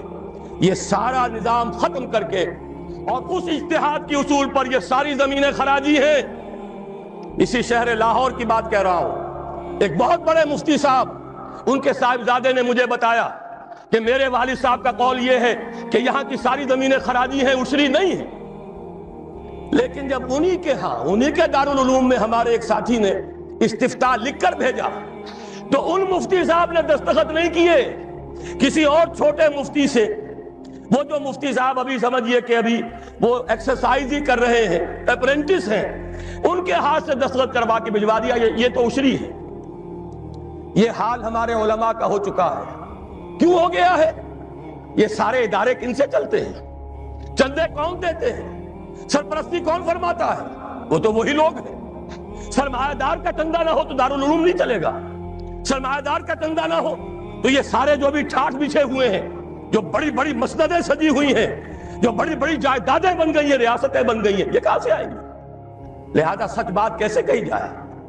ان کے لیے ہیں مشکلات ہیں، لیکن اب ہمیں حقائق کو علل اعلان کہنا ہوگا۔ وہ جو اقبال نے کہا تھا، وہ شعر تو آپ کو سنایا جنرل صاحب نے، کس نہ باشد در جہاں محتاج کس، نقطۂ شرع مبینی نس تو بس۔ اور میں آپ کو شعر سنا رہا ہوں جو حرف قل لفظ میں پوشیدہ تھی اب تک، اس دور میں شاید وہ حقیقت ہو نمودار۔ اور میں ابتدا میں کہہ چکا ہوں علامہ اقبال کی بات، میں ان کا ادنا طالب علم ہوں، ویسے میں انہیں کوئی معصوم نہیں سمجھتا، ان کی عملی زندگی ہمارے لیے مثالی نہیں ہے، قابل تقلید نہیں ہے، ان کا فکر ہے جو بہت بلند ہے۔ مجھے آج کے دور میں، اس پوری صدی میں، فکر کے اعتبار سے ان کے قریب بھی کوئی شخص نظر نہیں آیا آج تک۔ 60ویں برس میں ہوں اپنی عمر کے میں، اور مطالعہ کر رہا ہوں کم سے کم 40 برس سے۔ لیکن یہ کہ اپنی جگہ ہے، عظمت ایک پہلو سے بہت ہے، دوسرے پہلو سے وہ ہمارے لیے کوئی واجب التقلید نہیں۔ عملی زندگی خود وہ کہہ گئے، اقبال بڑا اپدیشک ہے، من باتوں میں موہ لیتا ہے، گفتار کا یہ غازی تو بنا، کردار کا غازی بن نہ سکا۔ کوئی بات نہیں، اللہ معاف فرمائے گا عمل کو، بات صحیح کہی ہے، اور وہ یہ کہی ہے کہ دور ملوکیت میں اسلام کے چہرے انور پر جو پردے پڑ گئے تھے، آج وقت آیا ہے کہ ان پردوں کو اٹھا دیا جائے، ڈنکے کی چوٹ کہا جائے یہ زمینیں خراجی ہیں، کسی کی ملکیت نہیں ہے، کسی کے باپ کی جاگیر نہیں ہے، یہ سب مسلمانوں پر وقف ہے، ان کی بہبود کے لیے ہے، ان سے خراج براہ راست جائے، نیا بندوبست اراضی کیا جائے۔ جو پہلے کام کر رہے ہیں ان کا حق فائق ہے، الفضل للمتقدم پہلے موجود ہیں، جو کام کر رہے ہیں ورکیبل یونٹ بنا دیا جائے۔ اور یہ وہ بات ہے، سن 82 میں میں نے صرف 2 مہینے کی خطا کی تھی، ضیاء الحق صاحب کی شورا میں 2 اجلاس اٹینڈ کیے تھے، اور ڈنکے کی چوٹ کہا تھا کہ خدا کے لیے ایک کمیشن بٹھائیے، جید علماء بھی ہوں اس میں۔ جب وہ دیکھیں گے کہ موقع ہے سچ بات کہنے کا تو بہت سے حضرات انشاءاللہ تعالی حق بیان کریں گے، لیکن یہ کہ ان کو موقع دیجئے، تحفظ دیجئے، اور یہ کہ بندوبست اراضی کے ماہرین کو بٹھائیے، زمین کا نیا بندوبست ہو جو اس ملک کے لیے مفید ہو، جو عوام کی بہبود میں ہو، جس سے عدل و انصاف کے تقاضے پیدا ہو، پورے ہو جائیں، اور سارا ریونیو بیت المال کو، خزانے کو، اس لیے کہ خراج کی رقم ہر مصرف میں آ سکتی ہے، دفاعی مصرف میں آ سکتی ہے، انتظامی مصرفوں میں آ سکتی ہے، جبکہ عشر اور زکوٰۃ صرف مسلمانوں کی بہبود پر خرچ ہو سکتا ہے۔ لیکن خراج کا معاملہ یہ ہے کہ بہت سی چیزیں جس کے لیے ہمیں ٹیکسیشن کا سہارا لینا پڑتا ہے، وہ سب کے سب بھی ہم اس خراج کی رقم سے پورا کر سکیں گے۔ بہرحال یہ بڑا مشکل کام ہے، اس مشکل ہی کے لیے دعوت دینے کے لیے آپ کی خدمت میں حاضری ہوئی۔ مشکل کے بغیر دنیا میں کبھی کچھ نہیں ہوا، قربانی کے بغیر کہیں اسے آپ توہین رسالت نہ سمجھ لیں، معاذ اللہ ثم معاذ اللہ، قربانی کے بغیر محمد الرسول اللہ والذین معہ، اگر کسی کو حق پہنچتا تھا کہ انہیں کوئی تکلیف نہ پہنچتی اور انقلاب آ جاتا تو وہ محمد تھے صلی اللہ علیہ وسلم، وہ حقدار محبوب رب العالمین سید الاولین والآخرین، ان کو حق پہنچ سکتا تھا، ان کے پاؤں میں صرف کانٹے نہیں چوبے، وہ تو ابتدائی بات ہے جب چچی بچھا دیا کرتی تھی دروازے کے باہر کانٹے لا کر، ان پر تو پتھراؤ ہوا ہے، ان کا جسم مبارک لہو لہان ہوا ہے، وہ 3 برس کے لیے شیب بنی ہاشم میں محصور رہے ہیں، شدید ترین فاقے آئے ہیں، وہ 3 دن غار ثور میں چھپے ہوئے رہے ہیں، وہاں آپ نے اپنے آپ کو جو ہے محفوظ رکھا ہے۔ پھر کیا نہیں ہوا؟ جنگ بدر میں طویل ترین سجدہ کیا، اے اللہ کل جو مارکا ہونے والا ہے، اگر کہیں یہ 313 میرے 15 برس کی کمائی اگر کہیں یہ کل ختم ہو گئی تو پھر قیامت تک تیرا نام لینے والا کوئی نہ ہوگا۔ حضرت ابوبکر تھے جو جھونپڑی کے باہر پہرا دے رہے تھے ننگی تلوار کے ساتھ، انہوں نے عرض کیا حسبک حسبک، حضور بس کیجئے بس کیجئے۔ پھر کیا غزوہ احد میں دندان مبارک شہید نہیں ہوئے؟ کیا 70 صحابہ شہید نہیں ہوئے؟ جن میں ایک حمزہ بھی ہے رضی اللہ تعالیٰ عنہ، اسد اللہ و اسد رسول ہی تو ہے ہی، سگے چچا بھی ہیں، خالہ زاد بھائی بھی ہیں، دودھ شریک بھائی بھی ہیں، ساتھ کے کھیلے ہوئے ہم جوڑی بھی ہیں، ان کی لاش آئی ہے، ناک کٹی ہوئی، کان کٹے ہوئے، پیٹ چاک کر کے کلیجہ چبا ہوا۔ اس کے بغیر انقلاب نہیں آیا تھا، اس کے بغیر نظام نہیں بدلتا۔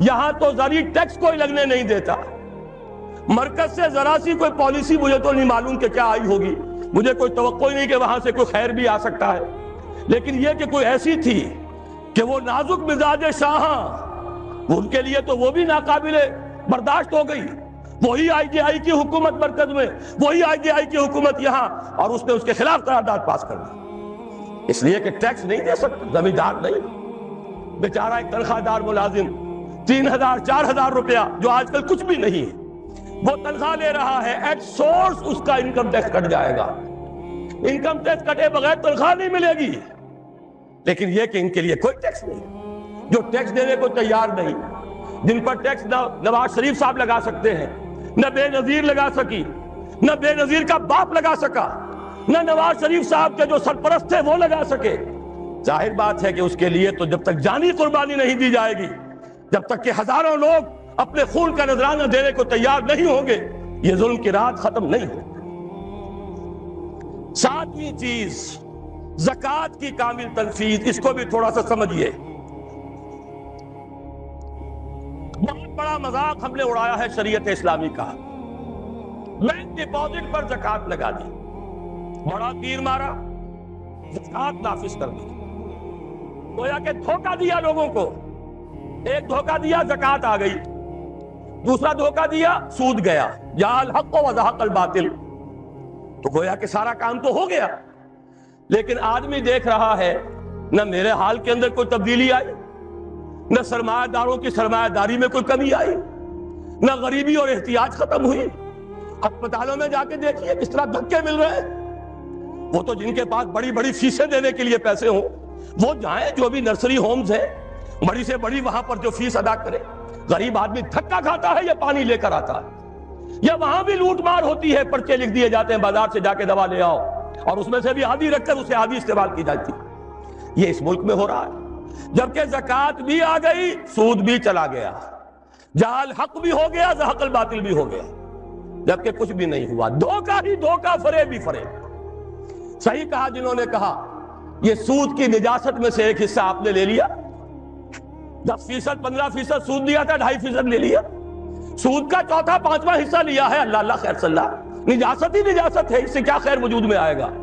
ہاں کچھ مولوی خوش ہو گئے، کچھ مدرسوں کے وظیفے بن گئے، کچھ حقیقی اور کچھ مصنوعی دفتروں صرف رجسٹروں پر لکھے ہوئے مدرسے، ان کے لیے زکات شروع ہو گئی۔ یہ ہوا ہے زکات کی بدنامی کا دو طرفہ کام۔ زکات حقیقت میں ہے کیا، اس کو سمجھ لیجیے۔ زکات کے اعتبار سے بھی شریعت اسلامی کی روح سے مال جو ہے وہ دو قسم کا ہے۔ جیسے زمین میں نے عرض کیا دو قسم کی، خراجی، عشری، ایسے ہی مال باطنی، اموال باطنی، اموال ظاہری۔ کسی شخص نے گھر میں کچھ پیسہ رکھا ہوا پس انداز کر کے، یہ اموال باطنی ہے۔ کسی نے زیور رکھا ہوا ہے، چلیے سونے کی ڈلی رکھ لی ہے کسی نے، کسی برے وقت کے لیے، پتہ نہیں نوٹ جو ہیں وہ تو دھیلے کے رہ جائیں، جیسے کویتی دینار ہو گیا تھا، کہیں ایسی آفت نہ آ جائے کوئی تھوڑا سا سونا لے کر رکھ لو۔ یہ جو گھر میں چھپا ہوا مال ہے یہ اموال باطنی ہے، ان کی زکات اسلامی ریاست، نظام خلافت زبردستی نہیں لیتی، ورنہ تو گھر گھر جا کے جامع تلاشی کرنی پڑے گی، ٹرنک کھولنے ہوں گے، تکیے ادھیڑ کر دیکھنے ہوں گے کہیں کچھ رکھا ہوا تو نہیں ہے۔ اسلام کا نظام فطرت ہے۔ اموال باطنہ میں آپ کو آزادی ہے، زکات دیں جسے چاہے دے دیں، آپ کا اور اپنے رب کا معاملہ ہے، وہاں حساب جا کے دے دیجیے گا۔ اموال ظاہری کی زکات جبرن لی جائے گی۔ وہ کیا ہے؟ یہ مال ہے جو دکانوں میں ہے، اموال تجارت، یہ فیکٹریاں ہیں جن میں فنشڈ پروڈکٹ بھی ہے، خام مال بھی ہے، یہ بھیڑ بکریوں کے گلے ہیں، ہزار ہزار بھیڑیں اور ہزار ہزار بکریاں، اونٹوں کی قطاریں، یہ ہے جو ظاہر مال ہے، سامنے ہے، کہاں چھپا کر لے جائیں گے؟ گودام بھی ہے تو وہ گھر تو نہیں ہے، گودام کی تلاشی ہو سکتی ہے، دکان کا حساب لگایا جا سکتا ہے۔ فیکٹری کے اندر اس کی زمین، اس کی مشین، اس کے ٹولز ایگزمپٹ، اس پر زکات نہیں ہے۔ لیکن جو بھی مال ہے اس میں وہ دو شکلوں میں ہوگا، یا خام مال ہے، کپڑا بنانے کا کارخانہ ہے تو دھاگا پڑا ہے اتنے کروڑ کا، تیار کپڑا ہے اتنے کروڑ کا، اس کا 2.5% دے دیجئے۔ مال ہے 5 لاکھ کا دکان کے اندر، 2.5% دے دیجئے، اموال ظاہر ہے۔ اور اس میں اس سے کوئی غرض نہیں کہ سال بھر میں آپ نے کچھ کمایا کہ گوایا، جب تک آپ نصاب کی حد سے اوپر ہیں، چاہے آپ کا اس سال میں آدھا مال گیا، 10 لاکھ کی مالیت تھی، اب آپ 5 لاکھ کے ہیں، لیکن 5 لاکھ پر بھی آپ کو 2.5% دینا ہے، چاہے کمایا ہو چاہے گوایا ہو۔ اور یہ ٹوٹل پر ہے، کسی اکاؤنٹنٹ کی ضرورت نہیں، جو تاریخ معین ہے جا کر دیکھیے کیا مال پڑا ہوا ہے، 2.5% حساب کر کے دیکھیے، اتنی رقم آئے گی۔ ابھی جو کہہ رہے تھے جنرل صاحب کہ یہ نعرہ بھٹو نے لگایا، یہ بالکل وہی بات ہے جو علامہ اقبال نے فرمائی ہے۔ مغربی تہذیب میں بھی ایک حصہ حق کا ہے، اگرچہ باطل نے اس کے اوپر پورا غلبہ حاصل کر لیا، لیکن حق کا حصہ اس میں بھی تھا۔ وہ کیا تھا؟ اوہام پر اپنی بات نہ قائم کرو، لا تقف ما لیس لک بہ علم ان السمع والبصر والفؤاد کل اولئک کان عنہ مسئولا۔ علم پر بات کرو، وہم پر نہیں، محض تصورات پر نہیں، محض توہمات پر نہیں، علم پر، موقف تمہارا علم پر قائم ہونا تھا۔ یہ بات تھی، انہوں نے لی، توہمات کو ختم کیا، کھول آنکھ، زمین دیکھ، فلک دیکھ، فضا دیکھ، مشرق سے ابھرتے ہوئے سورج کو ذرا دیکھ۔ لہذا سائنس بڑھی، ٹیکنالوجی بڑھی، آئی ان کے ہاں ترقی آئی، اسی طرح یہ سمجھ لیجئے روٹی کپڑا اور مکان کوئی کافرانہ نعرہ نہیں تھا، یہ افراد کا بنیادی حق ہے، اور تاریخ انسانی میں پہلی مرتبہ عمر فاروق نے اس حق کا بیان کیا۔ اگر دجلہ اور فرات کے کنارے ایک کتا بھی بھوکا مر گیا تو عمر قیامت کے دن ذمہ دار ہوگا۔ کون مارکس ہے، کیا پدی اور کیا پتی کا شوربہ، کون کوئی جدید تصورات دینے والے ہوں گے؟ یہ کل کی پیداوار ہے اور آج ختم ہو چکے، آج ان کے چہروں پر کالک بلی جا رہی ہے، آج ان کے مجسمے گرائے جا رہے ہیں۔ عمر فاروق کا فرمان یہ محمد کے غلام اور ایک ادنا تربیت یافتہ سپاہی کا فرمان ہے، یہ تا قیامت قائم رہے گا۔ ہر شہری کی بنیادی ضروریات کی کفالت ہے جو نظام خلافت کے ذمے، اور اس میں تو جیسا کہ میں نے عرض کیا، اس میں تو حضرت عمر نے مسلمان نہیں کہا، صرف مسلمان نہیں، جانوروں تک بات پہنچا دی۔ اس کا مطلب یہ کہ غیر مسلموں کا بھی حق ہے، اس لیے کہ حضرت عمر ہی نے ایک مرتبہ دیکھا تھا، کسی صوبائی دارالحکومت کے دورے پر گئے تھے، کوئی ایک بڈھا غیر مسلم غالب المجوسی تھا، وہ کچھ خیرات مانگتا پھر رہا تھا، بہت بوڑھا ضعیف۔ وہاں کے عامل سے حضرت عمر نے پوچھا یہ کیا معاملہ ہے، یہ خیرات مانگنے پر کیوں مجبور ہو گئے؟ انہوں نے کہا غریب ہے اور اس کے پاس کوئی ذریعہ نہیں ہے۔ فرمایا یہ بڑا ظلم ہے کہ جب یہ جوان تھا، کماتا تھا، ہم اسے جزیہ لیتے تھے، اور آج اگر یہ بوڑھا ہو گیا ہے اور اس کا کوئی والی وارث نہیں ہے تو ہم نے اسے سڑکوں کے اوپر بھیک مانگنے کے لیے چھوڑ دیا، اس کا بھی وظیفہ مقرر ہو جائے گا۔ یہ ذمہ داری، یہ کفالت عامہ ہر شہری کے لیے۔ اور یہ جان لیجئے تجارت میں اور صنعت میں یہ سارا فساد جو اس وقت ہے وہ اس وجہ سے ہے کہ عام آدمی، عام کسان، عام مزدور مجبور ہے کہ سرمایہ دار اور جاگیردار کی ٹرمز پر کام کرے، نہ کرے گا تو کیا کرے گا؟ ٹریڈ یونین بنا لیجئے، وہ بھی جیبی ٹریڈ یونین بنا لیں گے، ان کے اپنے ایجنٹ ہوں گے۔ اب لڑیے، خون کس کا جائے گا؟ مزدور ایک دوسرے سے ٹکرائیں گے، کچھ حاصل نہیں۔ اسلام نے کیا نظام دیا ہے؟ آپ غریب کو ضمانت دے دیجئے، اگر تمہیں صحیح ویج نہیں مل رہی، تمہیں صحیح مبادلہ نہیں مل رہا اپنی محنت کا، مت کام کرو، تمہیں بھوکا نہیں مرنے دیا جائے گا، تمہاری بنیادی ضروریات کی کفالت ریاست کرے گی۔ اب ہوئی برابر کی چوٹ۔ اگر کارخانے دار کہہ سکتا ہے کہ اگر آپ کو یہ چیز منظور ہے کام کیجئے ورنہ جائیے، سب مزدور چلے جائیں گے، میں لاک اپ کر دوں گا، کارخانہ بند کر دوں گا، لیکن یہ کہ مزدور اس وقت یہ نہیں کہہ سکتا، وہ تو کہے گا جناب اسی تنخواہ پر کام کروں گا، اس لیے کہ ایک دن کام نہ کرے شاید بچ جائے، 2 دن کام نہ کرے بچ جائے، تیسرے دن فاقہ آئے گا، اس کے پاس کھانے کو نہیں ہے۔ لیکن اگر معلوم ہو میری ریاست خلافت اللہ فی الارض، وہ ضامن ہے، وہ رب العالمین ہے، اور اسی کی رب العالمینی کا یہ مظہر ہے نظام خلافت، رحمت للعالمینی کا سب سے بڑا مظہر محمد رسول اللہ کی یہ نظام خلافت، یہ ضامن ہے، یہ مجھے بھوکا نہیں مرنے دے گا، یہ میرے بچوں کے لیے کوئی نہ کوئی چھت ضرور فراہم کرے گا۔ تو پھر اس کے پاس بھی بارگیننگ پاور ہے، وہ بھی قدم جما کر بات کرے گا کہ جناب یہ بیچ دیتے ہیں تو کام کروں گا ورنہ نہیں کروں گا۔ یہ ہے جو آسان ترین حل ہے۔ باقی یہ کہ جبر کیا تھا روس نے، اس کا حشر دیکھ لیا، اور سرمایہ دارانہ نظام اس وقت تو بڑا خوش ہے، اس کے ڈنکے بج رہے ہیں، اس کی فتح ہو گئی، سب سے بڑا دشمن سرنگوں ہے، وہ تو سجدہ کیے ہوئے ہے۔ لیکن یہ کہ واقعہ یہ ہے سرمایہ دارانہ نظام کے اندر جو کنٹرڈکشنز ہیں، جو تضادات ہیں، اب وہ ظاہر ہوں گے۔ جب باہر مقابلہ تھا، اندر کی لڑائی ختم تھی، اب اندر سے فساد ابھرے گا، اندر سے ایکسپلوژن ہوں گے۔ یہ غیر فکری نظام، یہ غیر انسانی نظام، یہ غیر معقول نظام ختم ہو کر رہے گا۔ کاش کہ اس کی جگہ صحیح، معتدل، متوازن، عادلانہ نظام خلافت، اس کا کوئی نمونہ ہم دنیا کے سامنے پیش کر دیں۔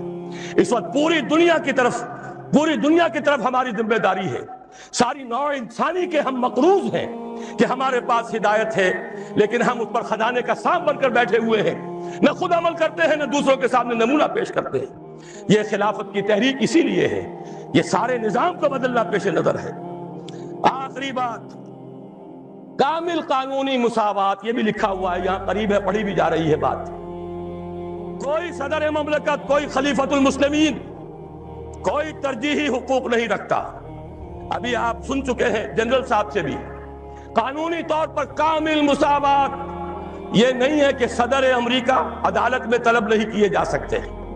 کرنل اولیور نارتھ کی جو ہے جان پر بنی ہوئی ہے, ہیئرنگز ہو رہی ہے, پوری دنیا دیکھ رہی ہے, جھوٹا فریبی یہ کرنل, حالانکہ در حقیقت اصل فریبی, اصل بدماش وہ ریگن بیٹھا ہوا وائٹ ہاؤس میں عیش کر رہا ہے. حکم تو اس کا تھا, وہ تو ادنا غلام تھا, لیکن نہیں, اسے تحفظ حاصل ہے, وہ عدالت میں نہیں آ سکتا. یہ کہاں جائیں گے؟ ابھی ان کی رسائی نہیں ہے وہاں تک جہاں محمد عربی نے پہنچایا تھا نوع انسانی کو 1400 برس قبل صلی اللہ علیہ وسلم. وفداہ آباؤنا و امہاتنا, وہاں خلیفہ وقت بھی پیش ہوتا تھا, مدعی کی حیثیت سے بھی, مدعا علیہ کی حیثیت سے بھی. اسے اپنے کرتوں کا حساب دینا پڑتا تھا کہ کہاں سے بنا ہے. کوئی تحفظ نہیں تھا کہ میں خلیفہ ہوں, مجھ سے کہاں پوچھ سکتے ہو. وہ نظام, کسی کے لیے کوئی تحفظ نہیں. اسی لیے علامہ اقبال نے کہا تھا یہ جو بھی کوئی خیر خوبی کہیں پیچ ورک میں نظر آ جاتی ہے, یہاں کوئی ہے روشنی, یہاں کوئی روشنی ہے, یہاں کوئی آزادی ہے, یہاں تھوڑی سی مساوات ہے, یہ جو بھی خیر نظر آتا ہے, ہر کجا بینی جہان رنگ و بو, آنکھ خاکش میں روید آرزو, یاد نور مصطفیٰ اورا بہاست, یا ہنوز اندر تلاش مصطفیٰ. ابھی تو جہاں محمد رسول اللہ نے پہنچایا تھا نوع انسانی کو, ابھی تو انسان اس کی گرد کو نہیں پہنچ پایا. نظام خلافت میں ہمارے ہاں تو وہ تماشا بھی ہو گیا تھا, کسی ایم پی اے صاحب سے کسی پولیس آفیسر نے کچھ بات پرس کر لی, قیامت آ گئی, زلزلہ آ گیا, گویا کہ انہوں نے کہا ہم نے کروڑوں یوں ہی خرچ کیے, ہم نے یہ ساری دھاندلیاں یوں ہی کی تھی, ہم نے آپ کے ہر جھوٹ کو سچ اس لیے کیا ہے کہ ہماری عزت کا تحفظ نہ ہو. اور معجزہ ہوا پارلیمانی جمہوریت کا کہ ایک بات وہ تھی کہ جس پر حکومت کی پارٹی اور اپوزیشن پارٹی دونوں متفق, اس لیے کہ لوٹ مار میں تو دونوں متفق ہیں. لوٹ مار کا حال تو یہ ہے کہ کہا جاتا ہے کہ بیوی کیا کر رہی ہو, کیوں یہ گندے کپڑے باہر لا کر دھونے شروع کر دیے, اپنے ساتھیوں کو دیکھو ان کا بھی یہی حال ہے. یہ نہیں کہا کہ ہم پاک ہیں, یہ کہا کہ اگر ہم ناپاک ہیں, اگر ہم نے لوٹ مار کی ہے تو تمہارے ساتھی بھی لٹیرے ہیں. گویا کہ نصف لی و نصف لک وَهَذَا قَوْمٌ جَاهِلُونَ, کیوں یہ پردے اٹھا رہی ہو. یہ معاملہ در حقیقت اس نظام کے اوپر سب سے بڑا طنز جو صوبے کے سب سے بڑے ذمہ دار آدمی کی زبان سے نکلا ہے, وزیر اعلیٰ پنجاب, یہ بیوی کیا کر رہی ہے, ذرا اپنے آدمیوں کو بھی دیکھ لو. یہ ساری لوٹ مار انہوں نے بھی کی تھی کہ ہم ہی نہیں ہیں. سنتے ہیں اگلے زمانے میں کوئی میر بھی تھا, سب نے تم نے یہی کام کیے ہیں. اسلام میں کوئی تحفظ نہیں, قانونی مساوات, خلیفہ وقت بھی آئے گا عدالت میں, مدعی کی حیثیت سے آئے گا, اور اگر قانون اسلامی کے مطابق گواہی پیش نہ کر سکا اس کا دعویٰ خارج ہو جائے گا.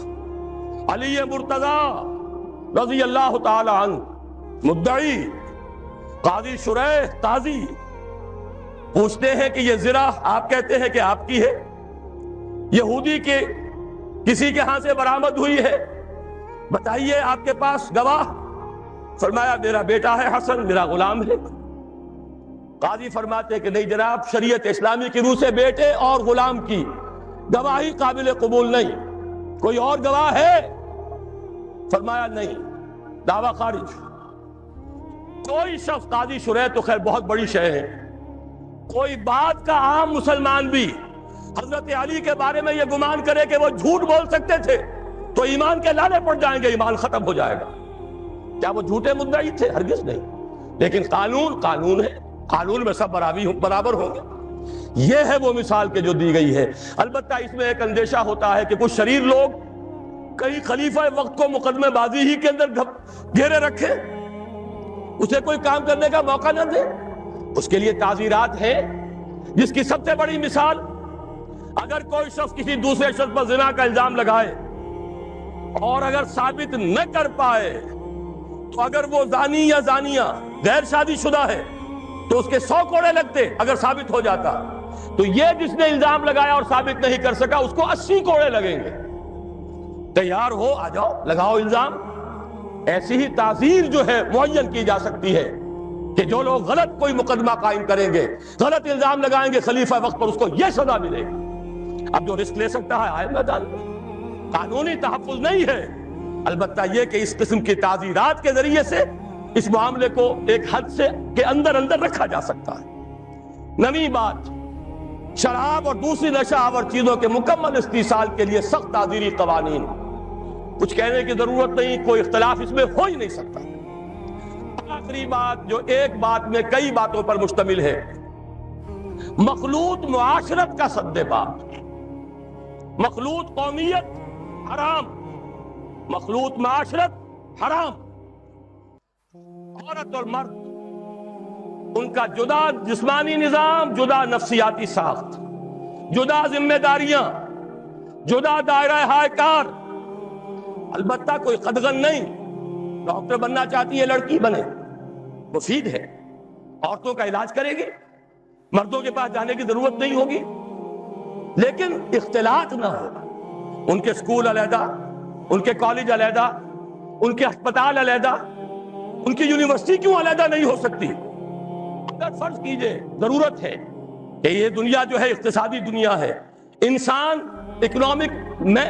اکنامک اینیمل بن کر رہ گیا ہے اور ہمیں مقابلہ کرنا ہے، تو ہماری عورتیں بھی کام کریں، ہاتھ بٹائیں مردوں کا صنعتی پروڈکشن میں، کوئی حرج نہیں، اسلام نے حرام نہیں کیا، لیکن ان کے لیے کاٹیج انڈسٹری کا بندوبست کیجئے، گھر میں مال پہنچائیے اور لیجئے مال وہاں سے، یا ایسے انڈسٹریل یونٹس قائم کریں جن میں عورتیں کام کریں، عورتیں ہی سپروائز کریں، لہذا اور ان کے جو کام کے گھنٹے ہیں، اوقات کار کم رکھے جائیں، تاکہ وہ گھر میں جا کر خاتون خانہ کے فرائض، فرائض، بیوی کے فرائض وہ بھی صحیح طور سے انجام دے سکتے۔ ورنہ یہ کہ وہاں اگر ملازم رکھ لیا تو یہاں باہر آ کر کام کیا تو حاصل کیا ہوا؟ قومی سطح پر تو ادھر سے کمائی کی ادھر دے دی۔ اس اعتبار سے، خالص اکنامک اعتبار سے بھی قطعاً اس کی کوئی ضرورت نہیں۔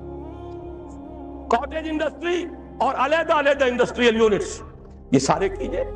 آخر آپ سوچئے، اگر زنانہ اسپتال میں نرس، لیڈی ڈاکٹر عورتیں ہیں، در سے بھی عورتیں ہوں، کوئی حرج نہیں۔ مردانہ اسپتال میں عورتیں کیوں نرس ہوں؟ جو سکینڈل ہوتے ہیں روز آتے ہیں، ڈاکٹروں اور نرسوں کے معاملات، پھر مریضوں اور نرسوں کے معاملات، روز کہانیاں آپ پڑھتے ہیں، لیکن یہ کہ آنکھ نہیں کھلتی۔ معلوم ہوتا ہے انگریز چھوڑ گیا ہے، وہ نائٹنگیل، اس کا کوئی پیدا کردہ نظام، وہ یہ دنیا میں چلتا رہے گا۔ میں نے تو عرض کیا نا کہ معلوم ہوا جو شے وہ چھوڑ گیا ہے، پارلیمانی نظام جمہوریت سے لے کر کرکٹ کے گیم تک، پوری وفاداری کے ساتھ بشرط استواری، اسی کو ہم نے ایمان سمجھا ہوا ہے۔ اس سے نکل کر اور پھر یہ کہ عورت اگر باہر آئے مجبوراً، ستر اور حجاب کے احکام کی پابندی کرائی جائے گی۔ ہمارے پڑوسی ملک میں کروا لی گئی، اگرچہ اب وہاں پر دوبارہ ڈھیل آ رہی ہے، اس کی کچھ اور وجوہات ہیں، لیکن ایک مرتبہ تو انہوں نے تماشا کر کے دکھا دیا۔ ان کی تہذیب کو، یہ چونکہ مولانا ظفر علی خان کا شعر ہے اس لیے سنا رہا ہوں، اگرچہ ایک لفظ اس میں غیر ثقہ آ گیا ہے، تہذیب نو کے منہ پہ وہ تھپڑ رسید کر جو اس حرام زادی کا حلیہ بگاڑ دے، کم سے کم انہوں نے ایک دفعہ تو کر کے دکھایا۔ کاش پاکستان جو اسلام کے نام پر بنا ہے، وہاں ہم یہ بے حیائی، بے حجابی، فحاشی کا راستہ بند کر سکیں، اور شرم اور حیا، فیملی لائف، گھریلو زندگی، اس کا سکون اور امن اور چین، شوہر اور بیوی کے درمیان باہمی اعتماد، یہ فضا دوبارہ پیدا ہو۔ اللہ کرے کہ ان لعنتوں سے جو مغربی تہذیب کی نقالی میں ہمارے آئی ہے، ہم ان سے چھٹکارا حاصل کر سکیں۔ بہرحال یہ 10 نکات ہیں، ذرا مہلت ہو، وقت تو زیادہ ہو گئی ہے، لیکن یہ چکر لگا لیں گے، یہاں پر پڑھتے جائیں گے تو کوئی حرج نہیں ہے۔ اب سوال یہ ہے کہ یہ نظام آئے گا کیسے؟ میرے لیے بڑی سہولت ہے، میرے کچھ ساتھیوں نے پہلے ہی بیان کر دیا۔ پہلے یہ خلافت اپنی ذات پر نافذ کریں۔ ہمارا اپنا وجود ایک نفس ہے، اور ایک ہمارے ہاں روح ہے، روح ربانی، وَنَفَخْتُ فِيهِ مِن رُوحِي، یہ روح خلیفت اللہ ہے، امر اللہ ہے۔ یسألونک عن الروح قل الروح من امر ربی، یہ روح حاکم ہو جائے، یہ خلیفت اللہ بن جائے نفس کے اوپر۔ پہلا کام یہ ہے، اسی کو کہا گیا ہے اصل جہاد۔ حضور نے فرمایا المجاہد من جاہد نفسہ، پوچھا کہ ای الجہاد افضل یا رسول اللہ، فرمایا ان تجاہد نفسک فی طاعت اللہ۔ پھر نمبر 2، آپ کا ایک دائرہ اختیار ہے، آپ کا گھر ہے، اس میں آپ خلیفت اللہ ہیں۔ اگر یہاں آپ اسلام کو نافذ نہیں کر سکتے تو اسلام کا نام زبان پر نہ لائیں، ہرگز فارم پر نہ کیجئے ہمارے ساتھ تعاون کا۔ اگر عزم کر لے کہ ہاں اب کروں گا، تب فارم پر کیجئے، تب دستخط کیجئے۔ لیکن یہ کہ اگر یہ ارادہ نہیں ہے، صرف نعرے لگانے ہیں، تو میں آپ کا ساتھ نہیں چاہتا۔ یہ تو پروسیس شروع ہو